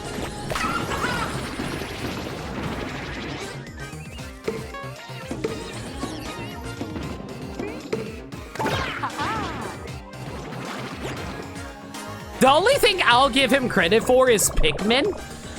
But even then, man, why the hell did Pikmin 4 end up being... Dang it! Oh, I thought I could bounce off that. Even then, why did Pikmin 4 end up being a reboot of the series? There was only 3 Pikmin games! Why are we already rebooting freaking Pikmin of all games? Pikmin doesn't have that crazy of a story! Why are we rebooting Pikmin's lore? Like, I like Pikmin 4, but geez, why'd they reboot the story again for that one?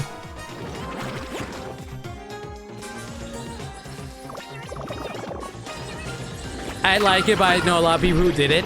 I think the people who don't like it just don't like the more cartoony aspects to Donkey Kong, which is like valid. I'm not gonna argue with them on that.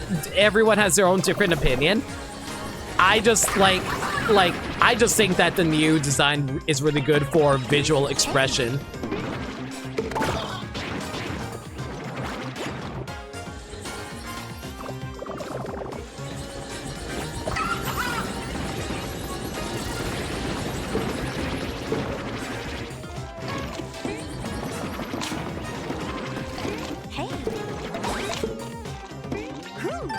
Dang it! Ah! I thought I slipped through it. You have some hope for Star Fox. I will say this, at the very least, it's the best-selling Switch 2 game according to pre-orders right now on Amazon. But I also mentioned this in the Discord server, that's not saying a whole lot, because, like, there's just not a whole lot of,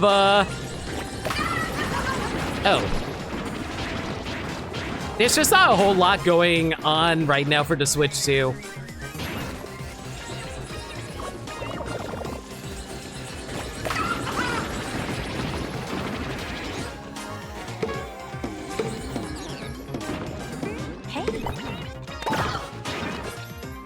See, Nintendo left us to make a remake, then build a new game entirely. Samus Returns into Dread. Yeah, I did hear that. I did think, like, was made aware of, but it's like, I don't like the problem is, like, Metroid has never gotten that many remakes to begin with, so it wasn't as annoying as with freaking 64 getting a freaking reimagining and a remake like multiple times. Hell, people were already complaining about that back in like Wii U era was freaking Zero, because like people were asking why was there even a remake to begin with for Star Fox.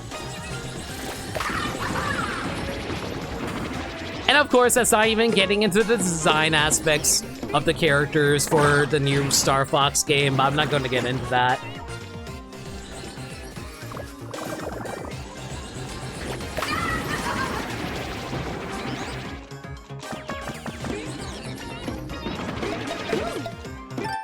Oh my god.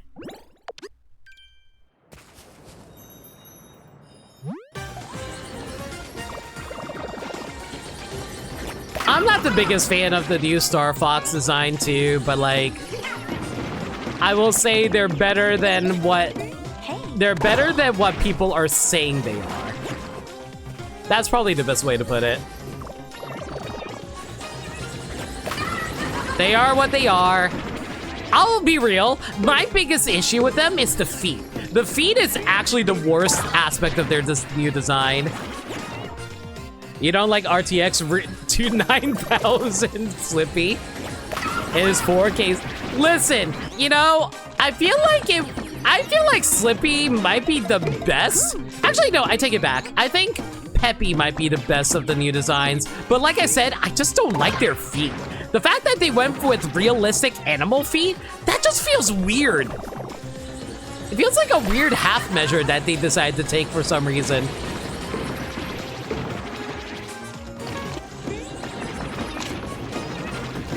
I think Falco's is easily the worst of them, though.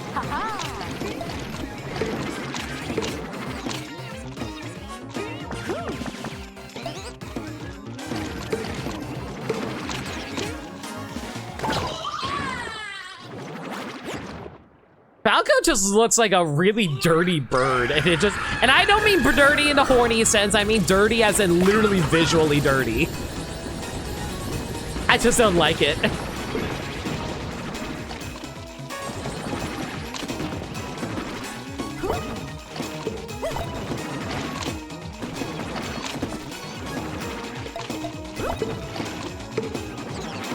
Ah, dang it! I didn't think it was going to extend that far. He looks like a parrot. I get that they're supposed to be based off the original SNES designs, but man, even then, at least they still had proper feet. Like, you know what's even more annoying? Like, everyone has said this. The way Fox looked in the freaking Mario Galaxy movie, he looked so good in that game.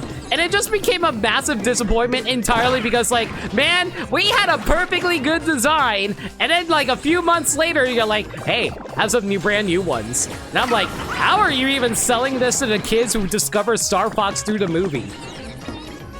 Like, I'm not even opposed to the fact that they changed the designs necessarily.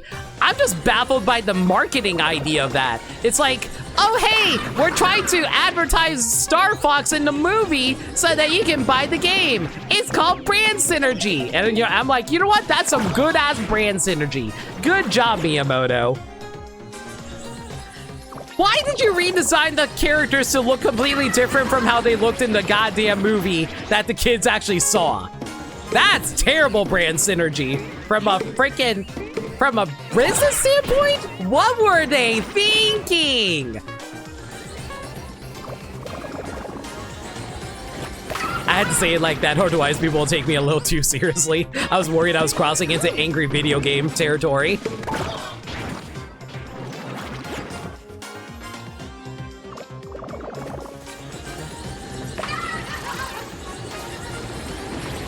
Fox decided to Galaxy Solids as to officially license Star Fox VTubers, basically.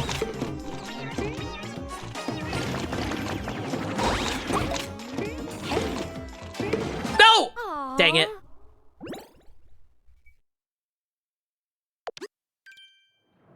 Some people joke they did it, try to deter people from wanting to boink them. They underestimate furries.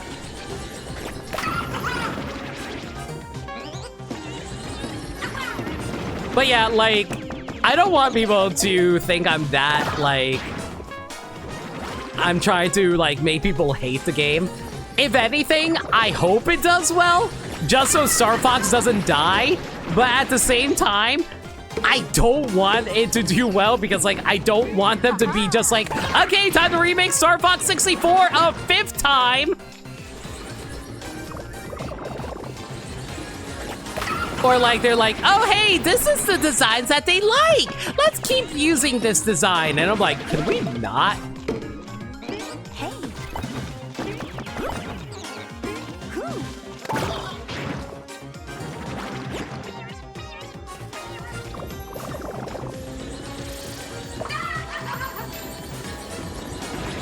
I may buy it if it's good. It's Star Fox 64. It's going to be good.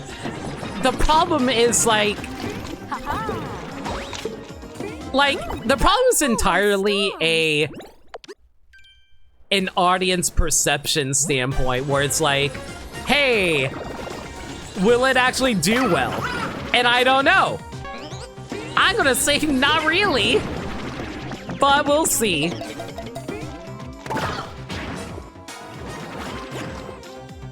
If they did Crystal in that design, Crystal will look so weird. I'll be so real. I don't think Crystal can work into realistic design.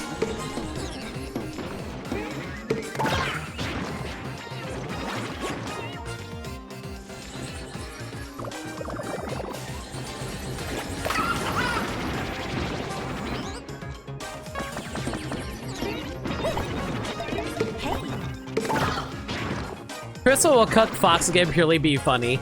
Oh my god.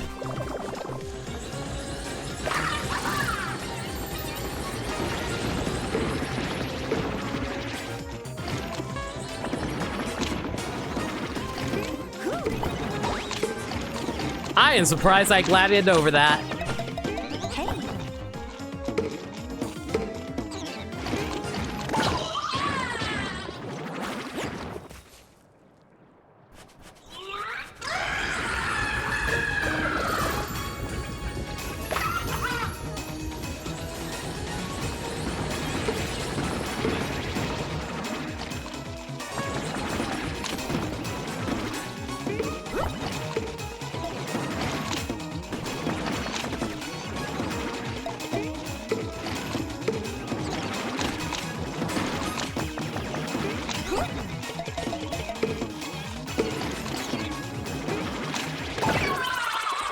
There we go. Had to go quiet there for a moment to focus.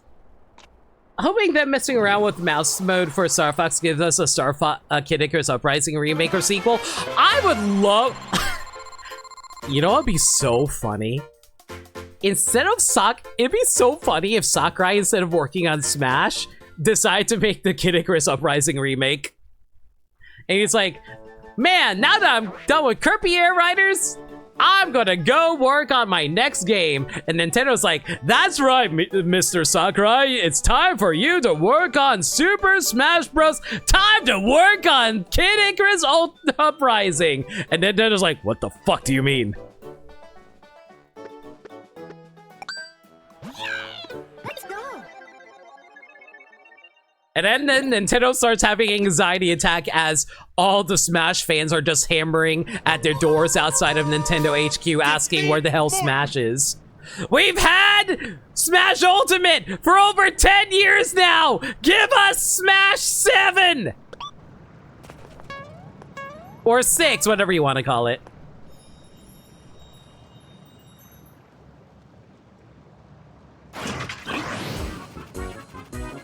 Is it weird for a lot for you to get hyped about new Smash Bros. After Ultimate? Okay, Sagami, here's the thing about that. Do you know when's the last time Ultimate got an update? It's been 5 years. I know it doesn't feel that long, but it has been 5 years. It's been a while.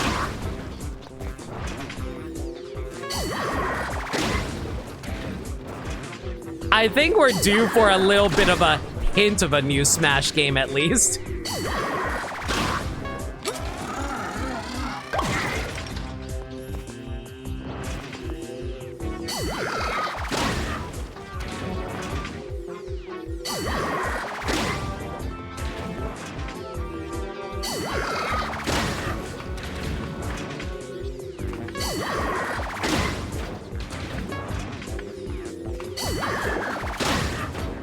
Like, I don't necessarily need it right now, but I would like to have some news on Smash.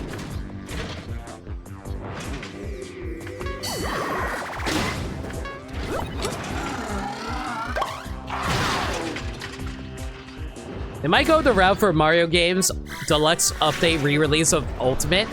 I think that probably would be the smart route, but they can only do it once. Like, once they do it, they can never do it again. Because, like, at that point, they have to reboot the series. Well, not reboot the series, but they have to, like, make a new roster. They can't just rely on Ultimate for the rest of their life. Because, like, they would have to, like, get permissions and, like, a bunch of different companies to agree to re-release these games again. And I just don't see, like, seeing these companies agreeing to do it for the same game over and over again. I think they would want a new game at that point.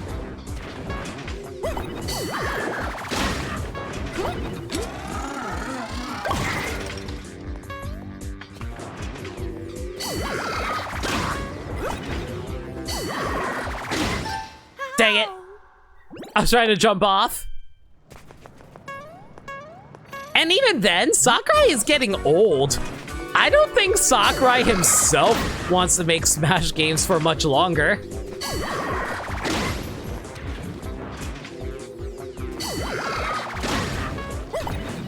So it's like, We're also gonna have to find a brand new, like, creator for Smash, you know? Or at least, but not a creator, but like developer for Smash.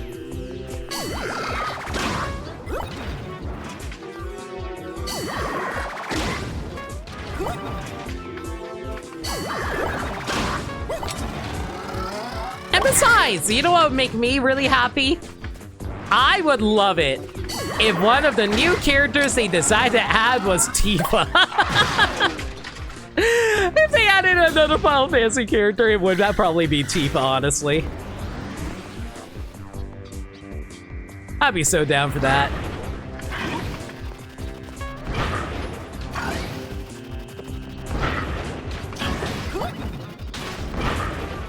Sakurai's Zone Smash, that was the reason he's been training to Bandai Namco theme since... Nah, that's a guess. We don't know that for sure. And Sakurai himself said that in his YouTube series that he made, that he can't even see other people working on it.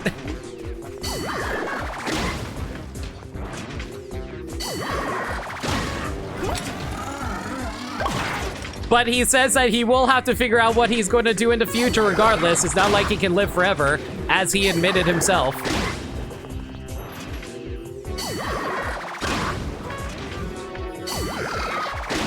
Woo, I just barely got away from that. I thought I was going to get hit.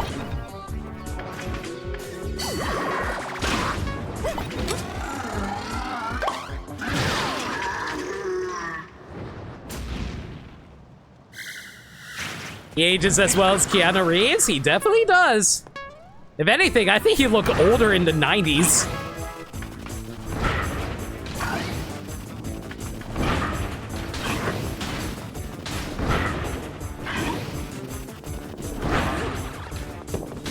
I am amazed I was able to avoid that.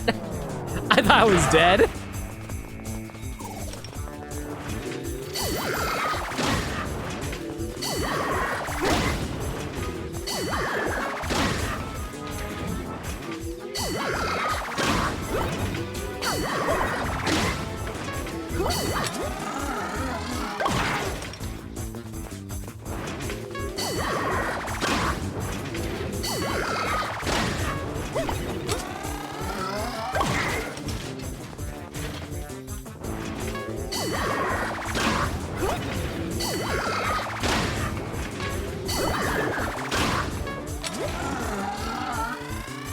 Here we go.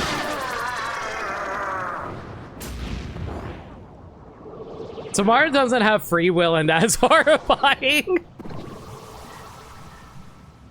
Stop hitting yourself. Stop hitting yourself. Stop hitting yourself. Has never taken on a darker meaning until now. Morden's just really into FNAF lore? So are you telling me that Morden actually died? Actually, no, wait! That's how it works! So, Morden died being put into Springtrap, and he killed Roy, which is why Roy is a ghost. Boom! We just discovered how to connect FNAF lore into Mario lore. You're welcome.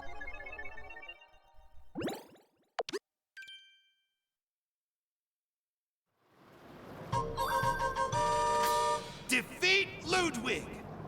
You know, I'm starting to wonder if crouch jump might have been good for this.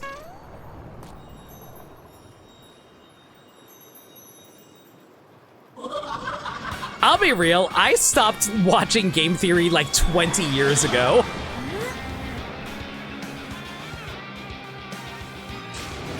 Okay, more like 15, but still.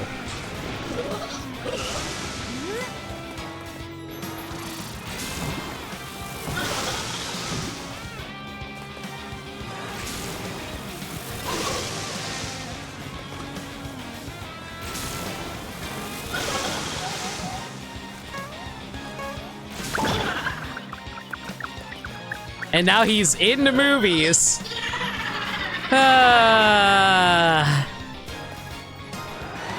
I did actually watch the first FNAF movie. And man, oh boy, oh boy, oh boy, oh boy, oh boy. No, that's not what I was trying to say. I was gonna say that, like, no!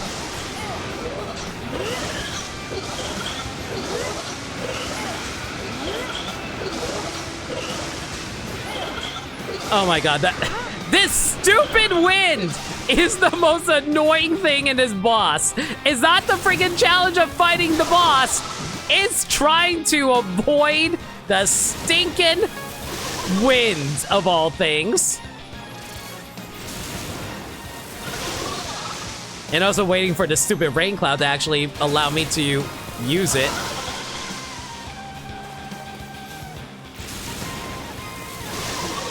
Am I supposed to have him shoot lightning at the rain cloud? Is that what I'm supposed to do? Oh my god, it is. Oh my god! I didn't realize it was actually tied to him shooting lightning in order to get the cloud to rain. Oh my god. I guess it kind of makes sense. I do read One Piece. Nami has taught me how weather works. You need a little bit of electricity in the air in order to make it rain. Heat and cool tempo.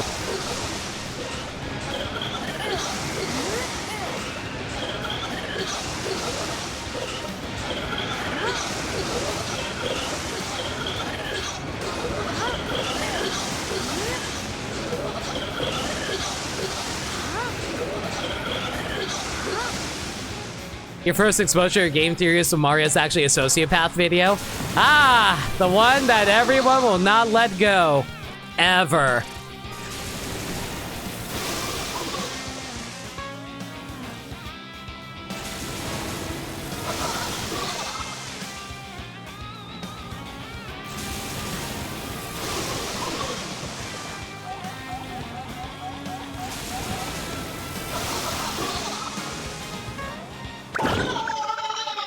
You know, I like making jokes about Mario being an asshole, but like, man, it's annoying when people actually take it as gospel.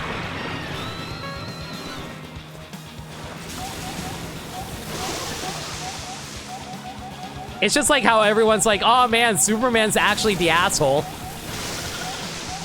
Or like Bruce Wayne is also an asshole because he doesn't give money to charity. And I'm like, the fuck do you mean Bruce Wayne never gave money to charity? There are multiple comics of him literally donating to charity.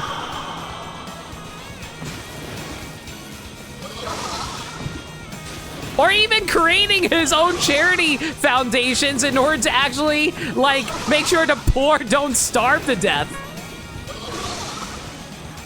How to tell when you're not a comics fan?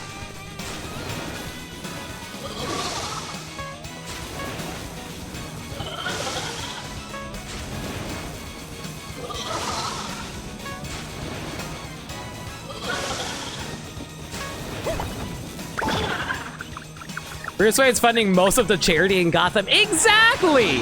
Like, if anything, he's the best billionaire in Gotham because everybody else is in that goddamn owl club. If you get it, you get it.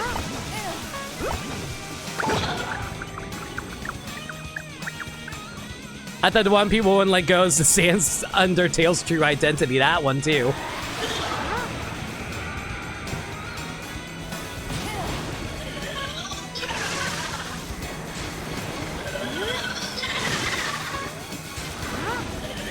Don't you dare.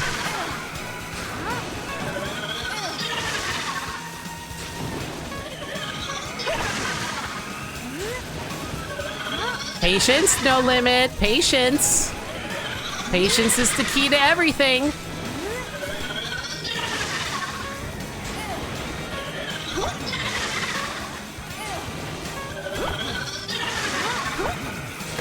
There we go. First try.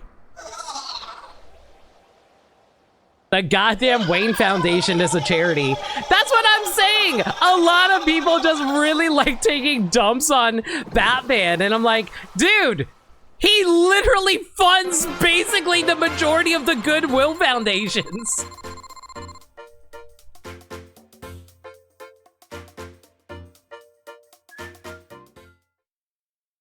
Bruce is only is an a-hole for how bad a romantic partner he is. So true, he doesn't go down on Catwoman. Congratulations on clearing even more training courses.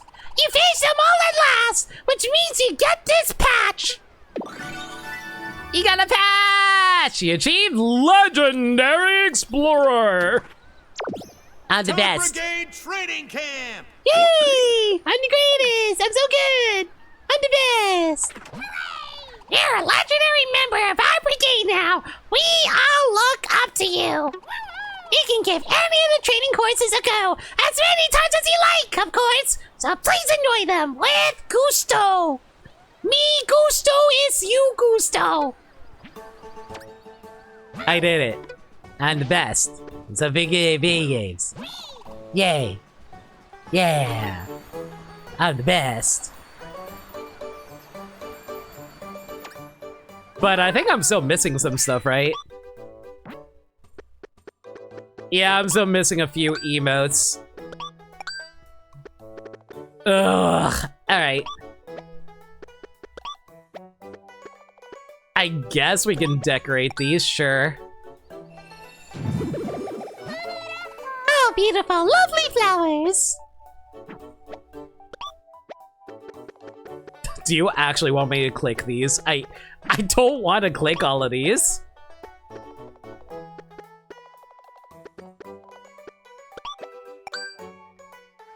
Leg and Arid Explorer. Exactly. Do not use Gusto, please. You will lose. God damn it. Shoutouts to... Man, shoutouts to, like... Shouts at... Oh, man, I lost track of what I was going to say. Whatever, it doesn't matter. Anyway, the point is, like... It just feels like a lot of people don't actually know a whole lot of different series. So their first immediate thought is just assume that everyone's an asshole in their first attempt at trying to tell a literary analysis. And I'm just like, man, my first thought is when it comes to literary stuff is like, how hot and how often does this character sleep around? And you know what? I feel like people are way more interested in knowing whether or not this character has slept around with other characters.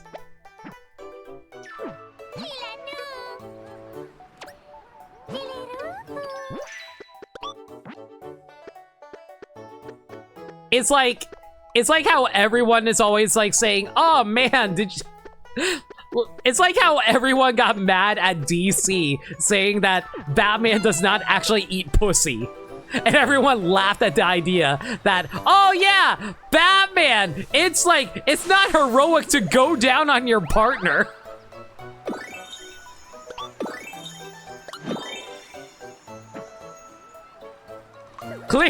Meanwhile, I'm just thinking to myself, like, going down on your partner is the most romantic thing you can do because it shows that you're being selfless in getting pleasure for people because you're willing to give pleasure to other people. And this is how you know this is a no-limit stream, because everything devolves to sex at the end of the day. Poison Ivy is also your favorite lesbian. I think Ivy is supposed to be bi. But yeah, she's pretty good. I like Ivy a lot.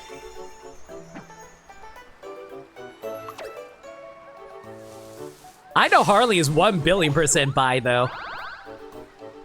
Yeah, he becomes a grumpy old man and beyond. He becomes a grumpy old man and beyond because he wouldn't go down on Catwoman. That's obviously the lore. So, okay, so you know what the real lore is for what leads into Batman Beyond? Batman, you know, like he quits being Batman, but he becomes grumpy and lonely because he's never gone down on a woman. And that's his prerogative. What? Batman versus Superman is just kinky roleplay.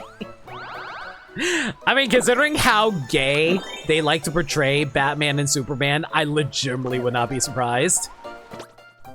Wait, did I get all the greetings? Oh, hey, look at that! I wasn't paying attention, but I actually got all the greetings. Yeah! I did it! I 100%'ed the game. Woo! You picked an interesting time to join in. Danny, I swear to God, every single time I start talking about sex, you randomly just pop into my chat. It's really funny. Because we did not talk about sex whatsoever until literally just now. All I'm saying is there was the guy who cried over how beautiful alien tentacle sex was. Yeah, that was, and that, you know what? That was actually the you know what was the inspiration for tentacle porn and hentai? It's entirely because of that one famous painting that a Japanese artist did of a woman being attacked by a tentacle. And the guy was all like, yo, okay, so during this time period, it was not allowed to show men penetrating women. So to get around the law, they just used tentacles penetrating women instead. That is how tentacle porn was invented in Japan. You're welcome. Don't ask me how I know this.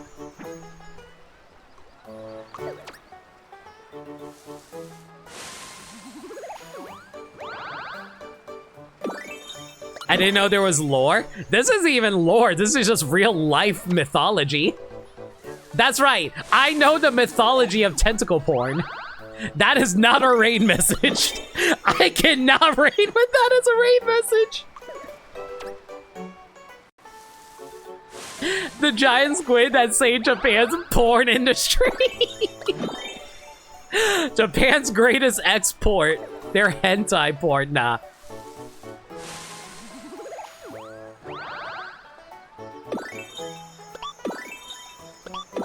Why do I do this? Guys, why do you watch me? Like, actually, why do you guys watch me stream? I talk about the most stupid and inane topics.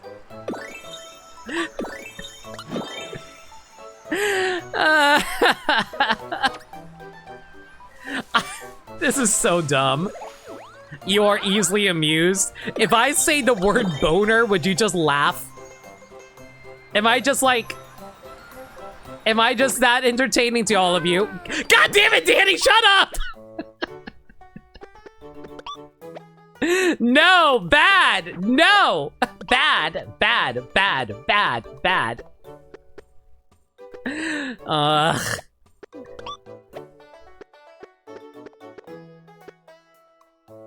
Laugh at Limits Boat. Shut up, Nameless!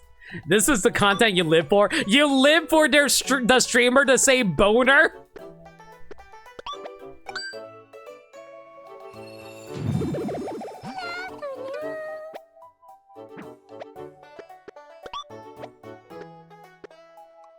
I feel like y'all could raise your standards a tiny bit. Just a tad.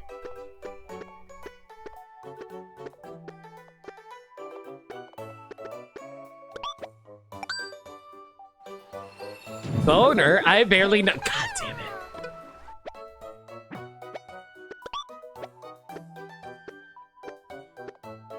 We are circling back to Batman with Joker's boner. I don't know what to expect out of you guys anymore.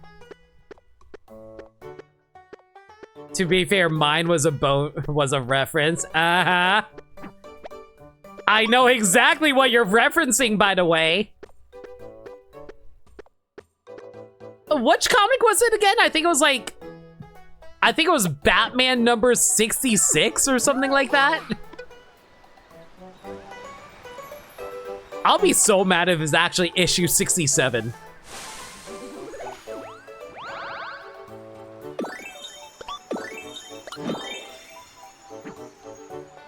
I live for clipping these moments. Uh-huh, uh-huh, uh-huh. Thank you! Quiet's Turret, thank you so much for resub for 8 months. I really do appreciate that. Continue enjoying those emos. We're talking about boners.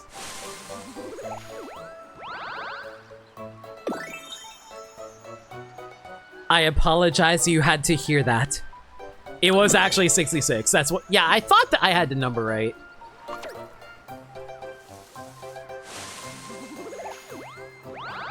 Right now, we're just currently farming some flowers.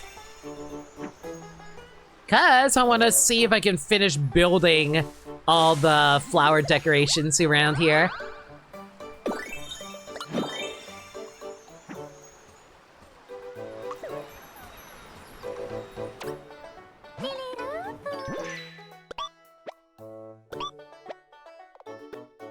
I'm literally 1 flower short. Are you kidding me?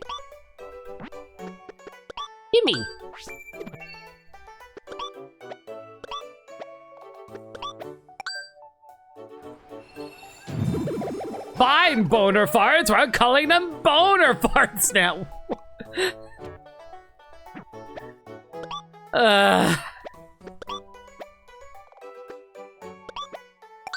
I don't even know if I should apologize at this point. This is just who we are now. We as a society just are so easily amused, laughing at the dumbest of jokes.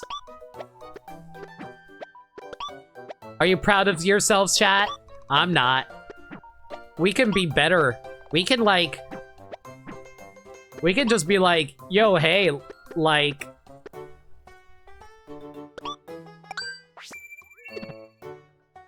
Hey, you know what's a funny gag? The economy. Ha ha ha ha ha. You know what? Yeah, I would laugh at boner jokes too.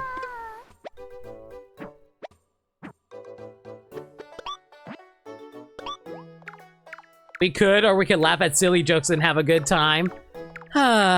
Unfortunately, because I completed the DLC, there's not much else left to do here. I feel bad. I've kind of been dragging it out, but like, I'll be so real. Because of the fact that I did everything, there's not much else left to do, so this was a short stream night. We only streamed for 2 hours. Yeah, I think that's everything, unless I'm forgetting something. I guess I can showcase the amiibo, but I really don't care to showcase the amiibo right now. I already explained what happens when you do it anyway.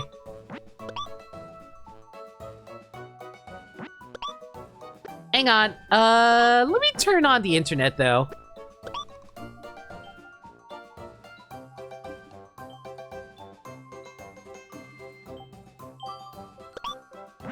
There we go. Okay, so let me actually make sure that the game actually is complete. But the update DLC worth buying, Wonder again?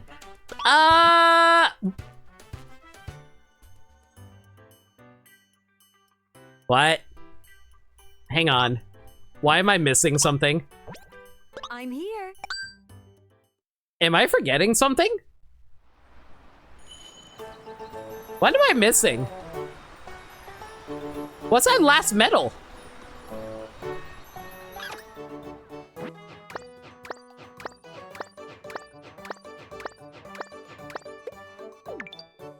Oh, is this it? A treasure I really worked hard to find was robbed out of my hands. I shouldn't have let my guard down. The early bird gets the treasure. That's what the captain always says, but that's not applied to this situation.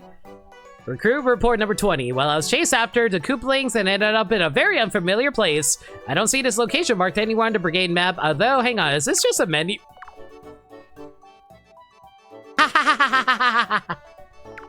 Am I missing a standee? I don't think I'm missing a standee. I grabbed all the Rosalina ones and I had all the base game ones before the DLC. You forgot this super ultra version of each boss. Oh yeah, totally. I didn't totally just fight them just now. Not at all. I keep getting the sense I'm being watched, but it's too dark in here to see. So maybe it's nothing. Plucky's really started squawking for some reason too. Recruit report, as I was fumbling around trying to find my way, a ton of little wobbly creatures started to surround me. They seem to really take a shine to me, but I'm not one of them. I'm one of me. Report number 23, I came across a flower that was blooming in a very harsh environment. I've got a lot of respect for a flower that tough. I could tell he's really trying to make it work, so I helped out and gave him some water. I feel like I did a good deed. Number 24, I was minding my own business walking up to a cave entrance when I realized it was in fact a gaping maw.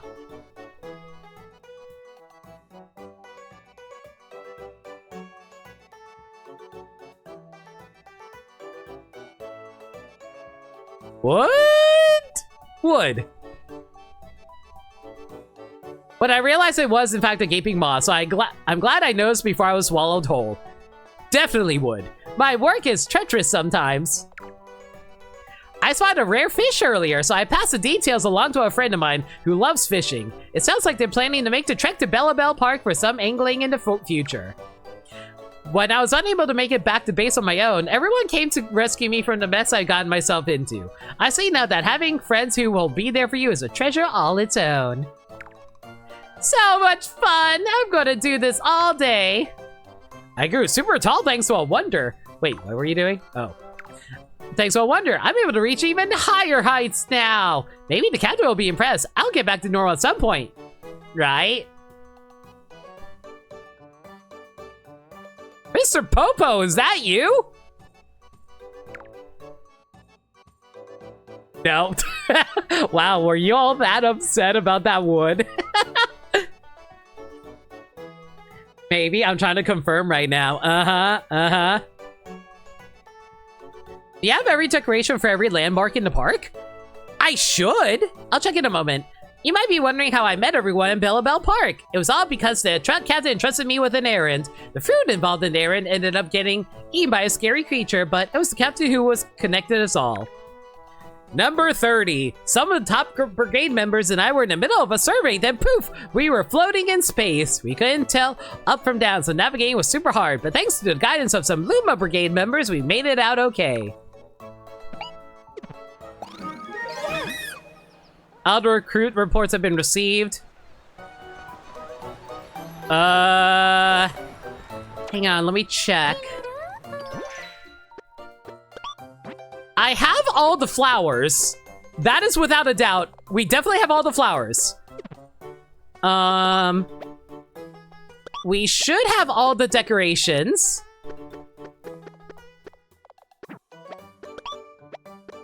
I would be surprised if we didn't, but it looks like we need to grab a few more sunflowers here. Hang on. I don't have that. But I think... I don't think that's related. I think that's just based on whether or not you have enough of these, though.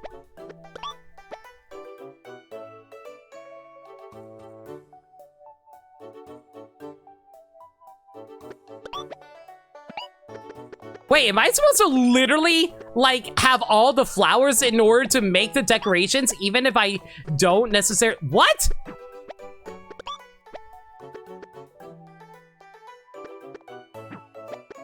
Wait a second, is that actually it? Do I actually need... I have all the flowers! What do you mean I actually have to own enough to decorate? Oh my god, is that actually it? Do you have all the decorations for all 8 spots? Yeah, this one is actually missing 2. So does that mean I need to grab, like, some of these? Oh my god, I think that's actually what it is. Oh my god, that is so dumb. Why would they do this?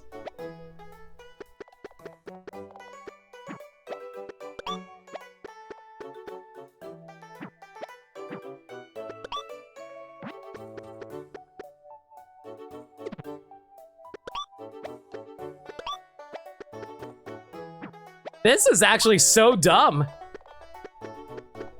So the only way to complete this is to RNG my way into getting these flowers. Time to grind? Oh my god, that is so dumb. Is the only way to get this is actually through this? Is there no other way to get more of these?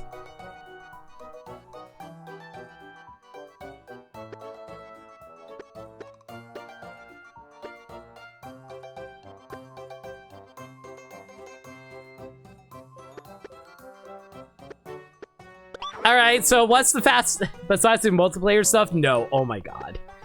Okay, what's the fastest way to get through this? Probably one of these, right?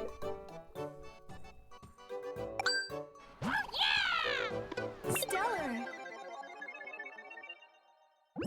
Alright, let's just try to make this as quick as possible then, I guess, guys. I'll try to get through this quick so we don't waste too much time here. Stay invincible all the way to the goal! Let the training begin! Oh god, I think I kind of remember this one.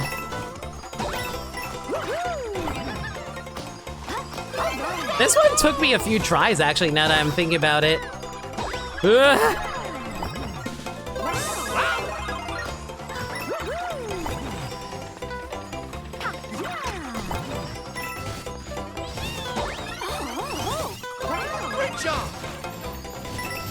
Okay, it's still at least easier compared to the other one that I did. Sparkly! I think the main annoyance for this one is just like how long it Excellent! takes to get through the actual level.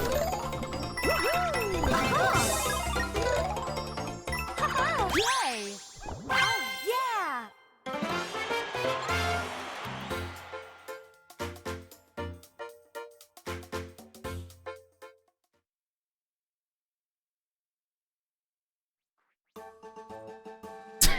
Does anyone actually want to watch me grind through this? I feel like I should just do this on my own time. You know what? Leave it in the chat. Do you guys want to watch me do this, or do you want to just like let me end the stream? I don't think I can come up with anything interesting to say during grinding, unless you guys want me to talk about like Batman's boner again. Let the training begin!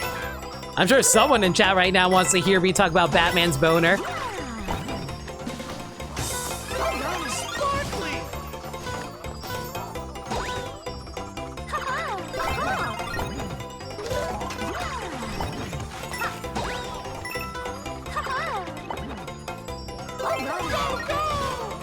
As much as we want to see grinding with Rosalina, see, I knew you were going to go for that.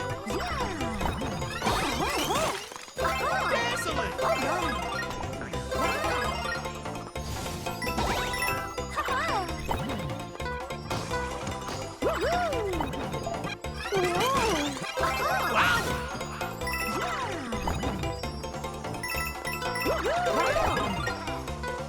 Sparkly! Yeah! All right, I'm going to do one water flowering. If it's not enough, I'm just going to like grind it on my own time. We go to talk about more questionable Mario lore. Trying to think of another one that actually makes sense. Okay, here's my question for all of y'all. What is more canon? Mario Galaxy 1 or Galaxy 2? Do you think that Galaxy 1 actually has like more like has relevance, or was it retconned out of existence thanks to the lore that was provided by the ending of Galaxy 1, where Rosalina like reset the universe using the Lumas?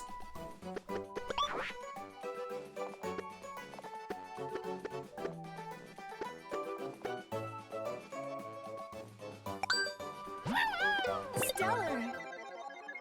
Considering they just made a movie canon the same as game canon, I don't even know if I want to actually believe that Stay aspect. invincible all the way to the goal!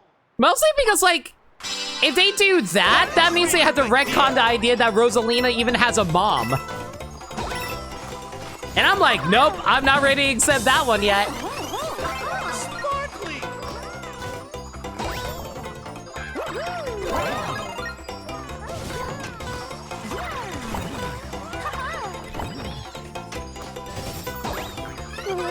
Excellent!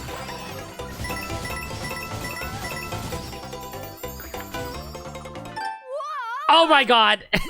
I thought you can jump there. Once again, let's go! You can accept them being sisters?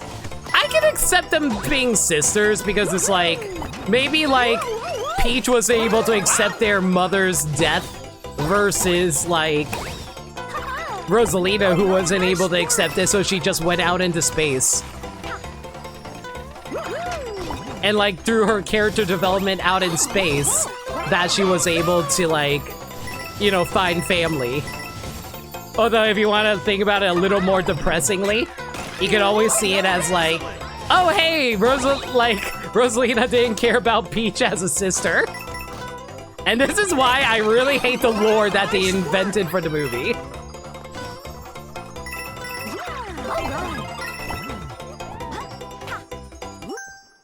Oh, yeah!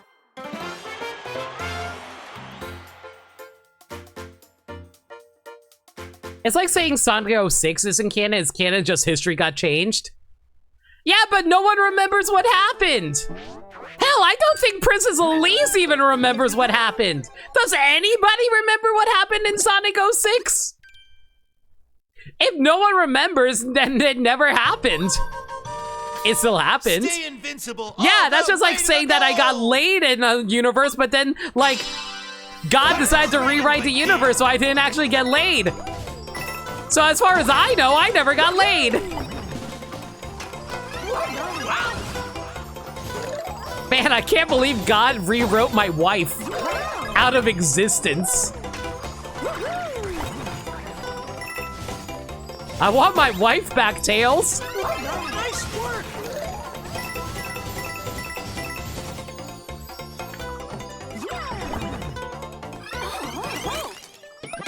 Oh, my I'm so mad. stars. Okay, but the Mephistophelies boss is our generation's reports. Yeah, like, and it's just like, who the hell are you?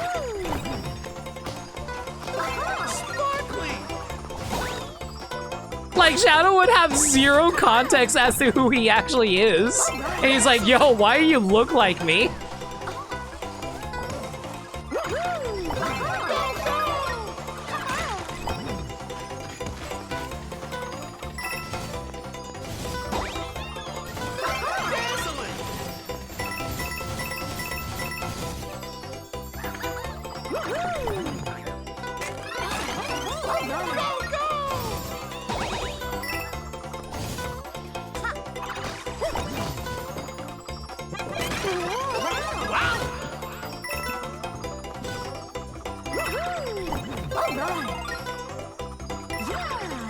Yay! Oh, yeah! In the words of Ephraim, disgusting. Oh, yeah, Ephraim, right. Like, that's, I was about to make an incest joke, but I forgot his sister's actual name. Oh, I feel so bad. She's actually one of my favorite characters, and yet I forgot her name. Ah! It's not Alicia. Erica! I knew it began with an E. Stay invincible all the way to the goal. It doesn't stop the Supernatural fans from shipping the Winchesters either. People are disgusting. I say this as a Fire Emblem fan who has played Fire Emblem Fates.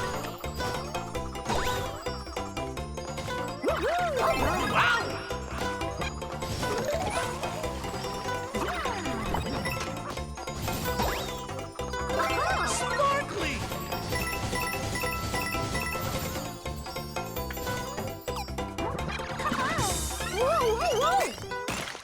Oh, Dang it. my. I cannot marry Camilla when Charlotte is right there. So you too like fail women. Got it.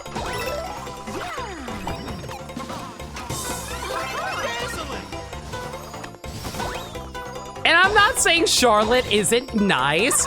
I'm just saying I like the look of Camilla more. Oh my god. Oh my god. Oh my god. Oh my god. Oh my god.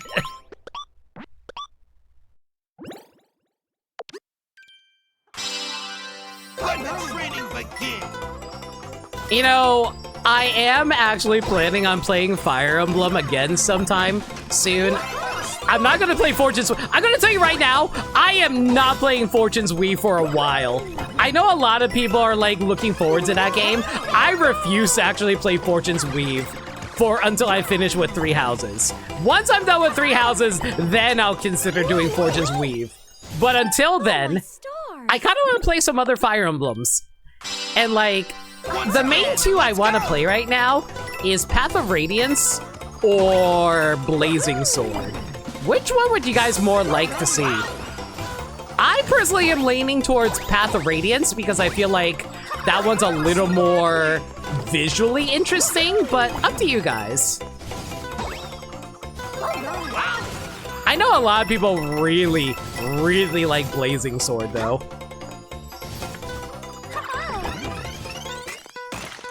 Aww. Blazing Sword does have GBA crits and Lid. Let's go. I mean, people do really like Lynn, you're not wrong. But at the same time, we have gay mercenary boys with Ike and his boyfriend, Soren. Nice work. Oh my god. Excellent.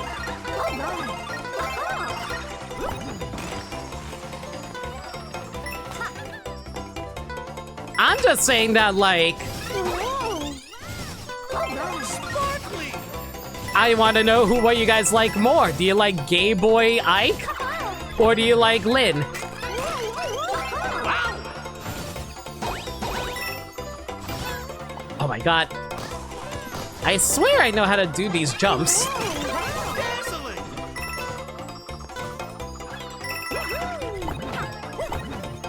Sparkly. Yay! Oh, yeah! Lynn is not even close?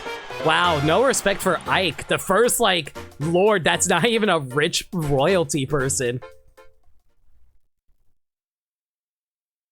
You gonna give Fire Emblem Warriors a try? I might play original Fire Emblem Warriors, yeah. I still don't know. I'll be so real with you guys. I don't even know what the plot of the original Fire Emblem Warriors game is. All I know is the main characters are knockoffs of the siblings from, like, Fire Emblem Heroes.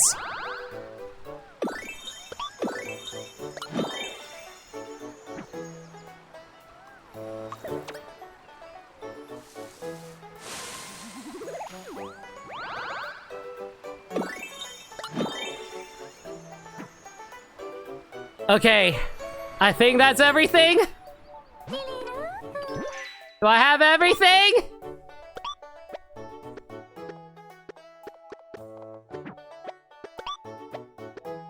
I still need one more of these. Are you? I'm so mad. I'm so mad. I'm so mad. Is similar to Ike? Yeah, not exactly. Because it didn't turn out that he was like related to like a rich person or something like that. Here we go. Like he was like, so it's just like someone who actually stays a mercenary basically almost throughout. Stay invincible all the way to the goal. Let the training begin.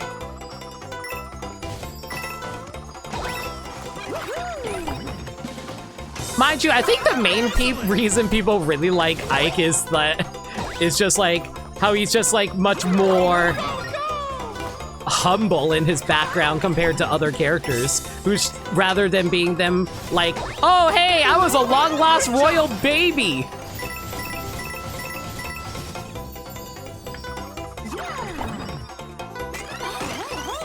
Sparkly.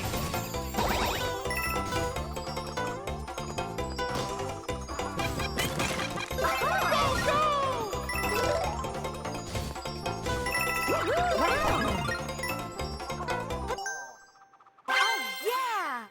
I'll wait for Limit to play these games before comparing plots. I know some spoilers about, like... I know some spoilers about Path of Radiance. Man, Dad, I sure do love you! And it's a real shame that Three Houses never copied any father plots from you. Here we go. And I'll leave it at that.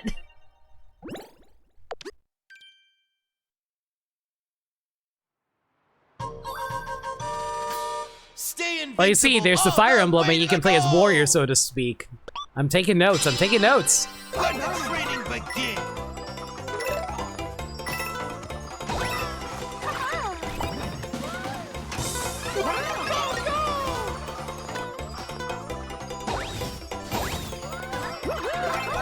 All right.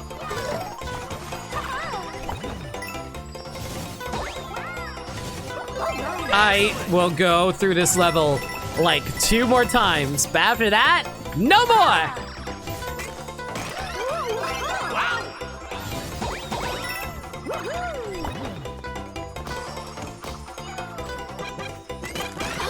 Excellent. This should honestly be enough for us to call this. To be fair, that's been a thing since Marth. What, dead parents? Nah, that's been a thing since the beginning of storytelling. Like, you know, the oldest written... literally, the oldest written literature in history. Freaking Beowulf had dead parents.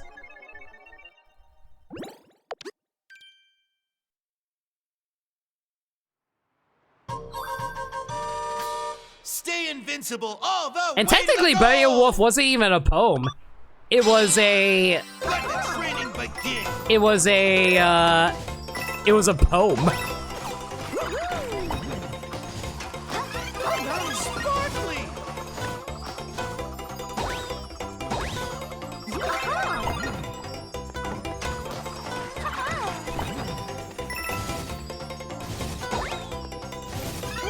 Great job. You know, my perception of Beowulf was forever ruined by that one CGI movie of Beowulf that they did. Nice work. Entirely because Grindelwald's mother was supposed to be an ugly old hag. And then they had her played by Angelina Jolie naked. Oh, my stars. Yeah, oh my stars too, Rosaline, I agree. Once again, let's go. And I'm like, man, I can't really think of Grindel's mother any other way. Nice work. My favorite part about Beowulf is that no one can agree what Grendel's mother looks like. I just assumed that she looks like a ugly old lady. And then they're like, no, Angelina Jolie.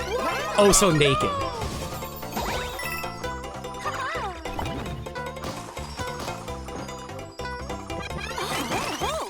Great job. Also, did I say, oh, okay. I might have accidentally referenced a series I no longer care for. I apologize for that, by the way.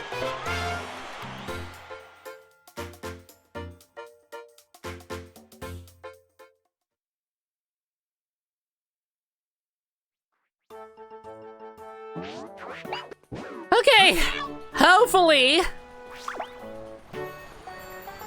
this one pull is enough.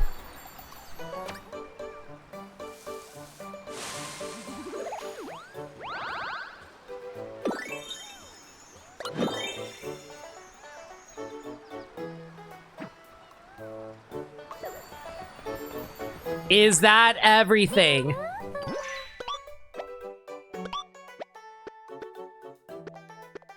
I'm still missing one. I'm so mad. I'm still missing one. I'm still missing one. I'm still missing one! This is why grinding in video games can be real annoying.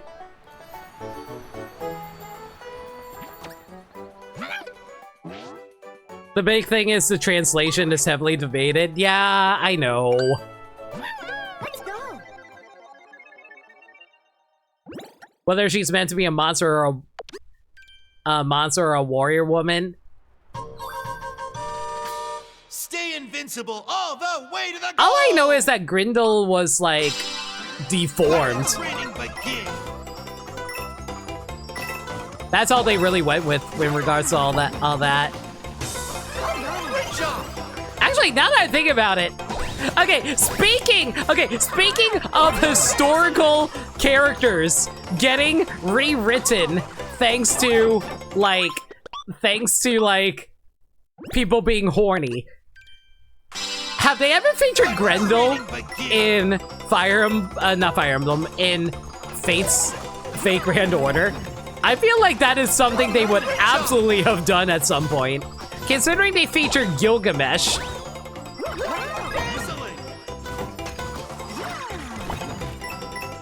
Oh, actually, correct me if I'm wrong. Is Beowulf or is Gilgamesh older?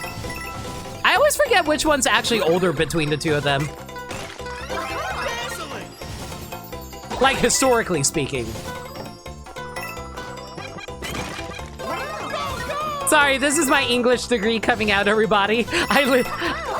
Whenever I think about like my English degree, my first thought is, okay, what's older?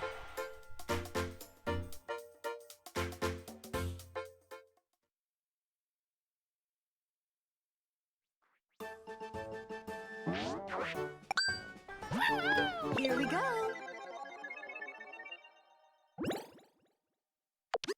I don't think Grendel himself actually appeared in Fate. Beowulf just references Stay him. invincible Figured. all the way to the goal. Gilgamesh is. I know for a fact. Oh, Gilgamesh is older. Okay, I don't know why. For some reason, I always thought, like, Beowulf was older. Excellent.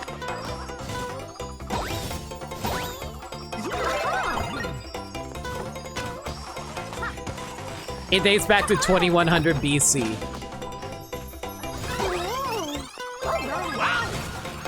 Man, Beowulf, like, Gilgamesh is about to become 2 millennia old.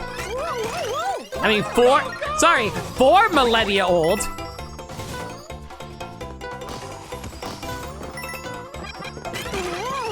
Sparkly. History with Lemon and Chat. See how fun grinding can be. So true, though. And hopefully this will be the last time we actually have to grind this level.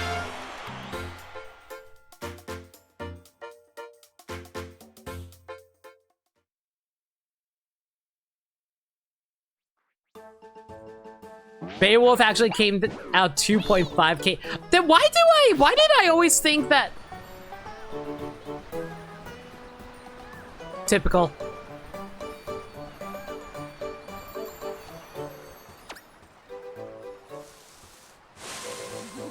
All right, Rosalina, squirt on that final 69.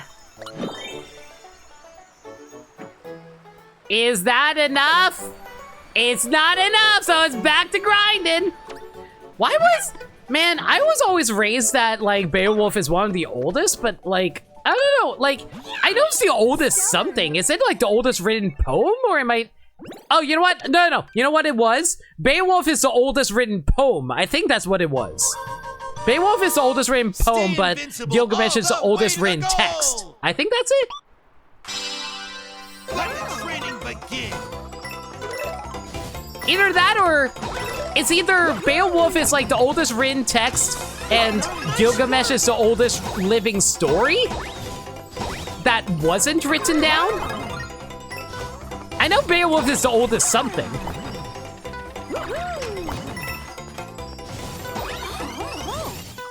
Great job. Limit is not flexing their English degree very well right now, everybody. You would think this is something that they would know offhand.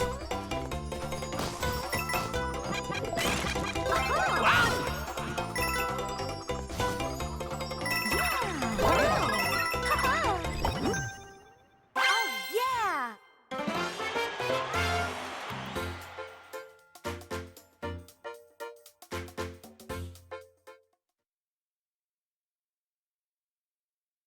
All right, Rosalina, you have drank plenty of water. Now come with me, young lady. It's time to squirt.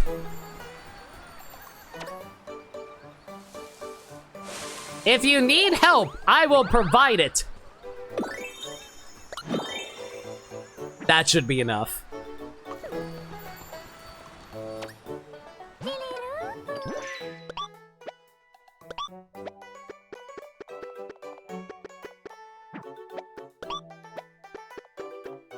Are you freaking kidding me?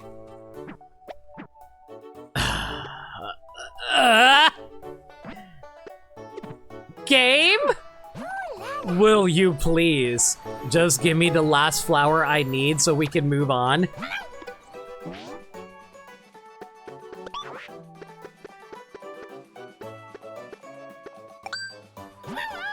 Let's go. Don't worry, Unknown. I know what I said.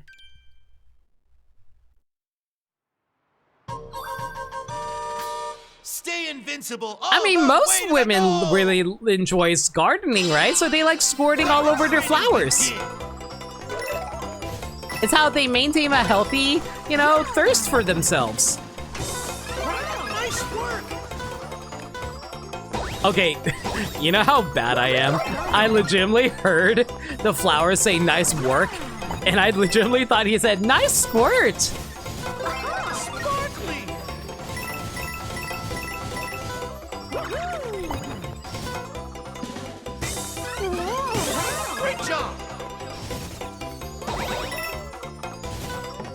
Why do you guys watch my streams?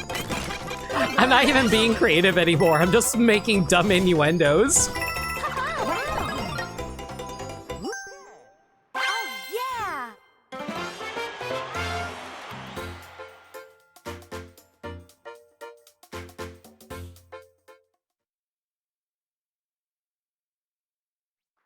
No limit after hours? What do you mean after hours? I'm always like this. 24/7. The only time I don't act like this is in front of children. Maybe I should bring back edutainment host limit. Stay invincible all the Remember way to back the in the day, goal. I used to have a channel command where people forced me to be a child's entertainment host for a few minutes? Maybe I should bring that back so I can stop making innuendos. Great job.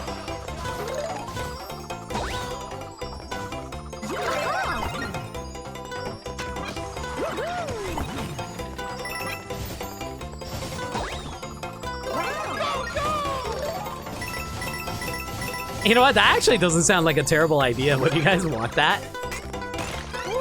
Sparkly. So there is a filter, specifically whenever, like, around children. I actually value children's innocence. Great job. For very obvious reasons. Yay. Oh, yeah.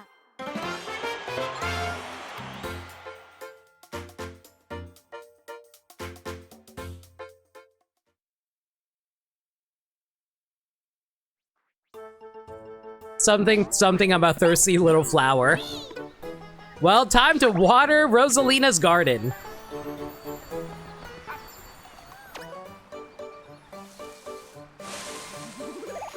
You might even call it her flower patch.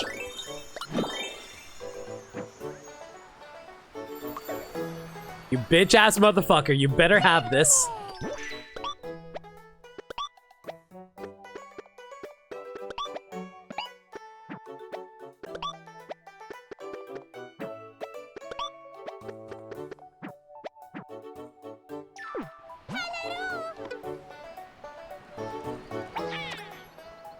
Excuse me. Am I missing something here? I got everything right.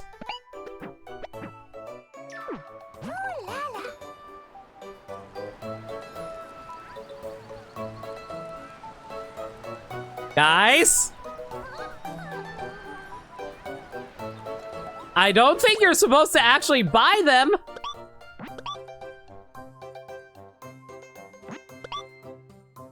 Because if it is, I'm going to be extremely mad.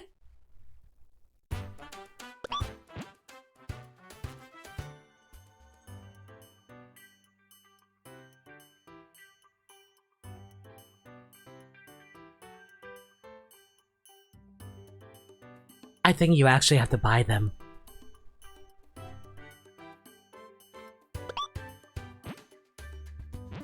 So guys, thank you all for coming out tonight's stream. Hope you had fun.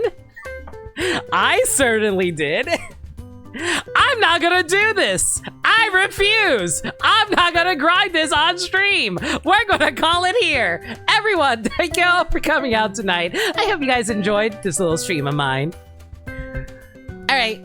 Let me give you guys a heads up for the schedule. Okay. Tuesday kind of depends. Tuesday might be the return of Final Fantasy VII, or I might be doing something else. The reason is because I kind of want to do something special for the return to Final Fantasy VII. I just got to do a little bit of work for it, but if I can't make it in time on Tuesday, I will try to get it done sometime soon so we can get back to Final Fantasy VII. Otherwise, I'll let you know what we're going to do on Tuesday otherwise. If there's any changes to the schedule, though, y'all can follow me on Twitter, Blue Sky, and YouTube, where I post stream updates and general shenanigans. Alternatively, y'all can hit up the Discord server, where we talk about anything and everything. We're a very friendly bunch in there, and we're always welcome to any new faces. We also do movie nights in there every Monday night, aka tomorrow night, at 7 p.m. Eastern Standard Time. We're currently doing a superhero movie marathon right now, and the next movie we're watching tomorrow is Guardians of the Galaxy Volume 2. If you guys want to check that out, consider hitting up the Discord server where we host it. Limit pulled a Daga Kawaru on that nonsense. But yeah, that's about it for now. We have a few raid messages, but if you guys have any for yourselves, let me know. I'm gonna find ourselves a raid target. Who are we raiding? Who are we raiding? Who are we raiding tonight? Tonight's the night that Limit's gonna find a raid target. So let's go throw a raid to a bunch of people that don't want me to throw people at them, but I'm gonna do it anyway by shoving everybody in chat into a cannon and firing them into everybody. Wait, what? No, Limit wouldn't do that because that would get rid of their financial support. Fungus machine, son. Fungus lore, fungus technology.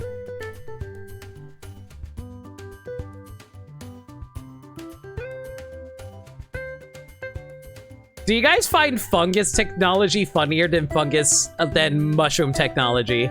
I'm trying to decide which one's funnier.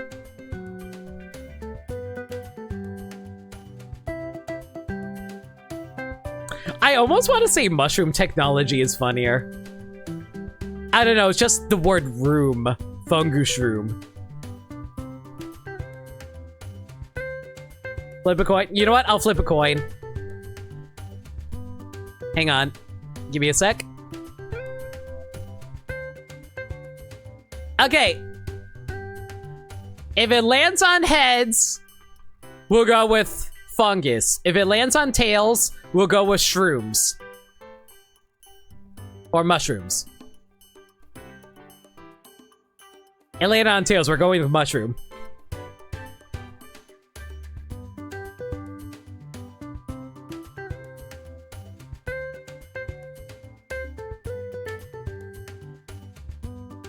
Alright, we're going to be raiding with mushroom technology. If you're not subscribed, 2 out of 3. Fine, I will flip it again just because you guys are so unreasonable about this. Second coin flip. It's tails again. We're doing mushrooms. Anyway, if you're not subscribed, don't worry about it. Don't just raid with the message. As for who we're raiding, we will be raiding Green Power Star, who's currently doing Lego DC Supervillains. I think she's still going anyway. It looks like she is. Yeah, she's still going. But yeah, go give her all the love, everybody. Until next time, everybody, I hope yourselves stay safe. Take care of yourselves, and remember, love always. Boner.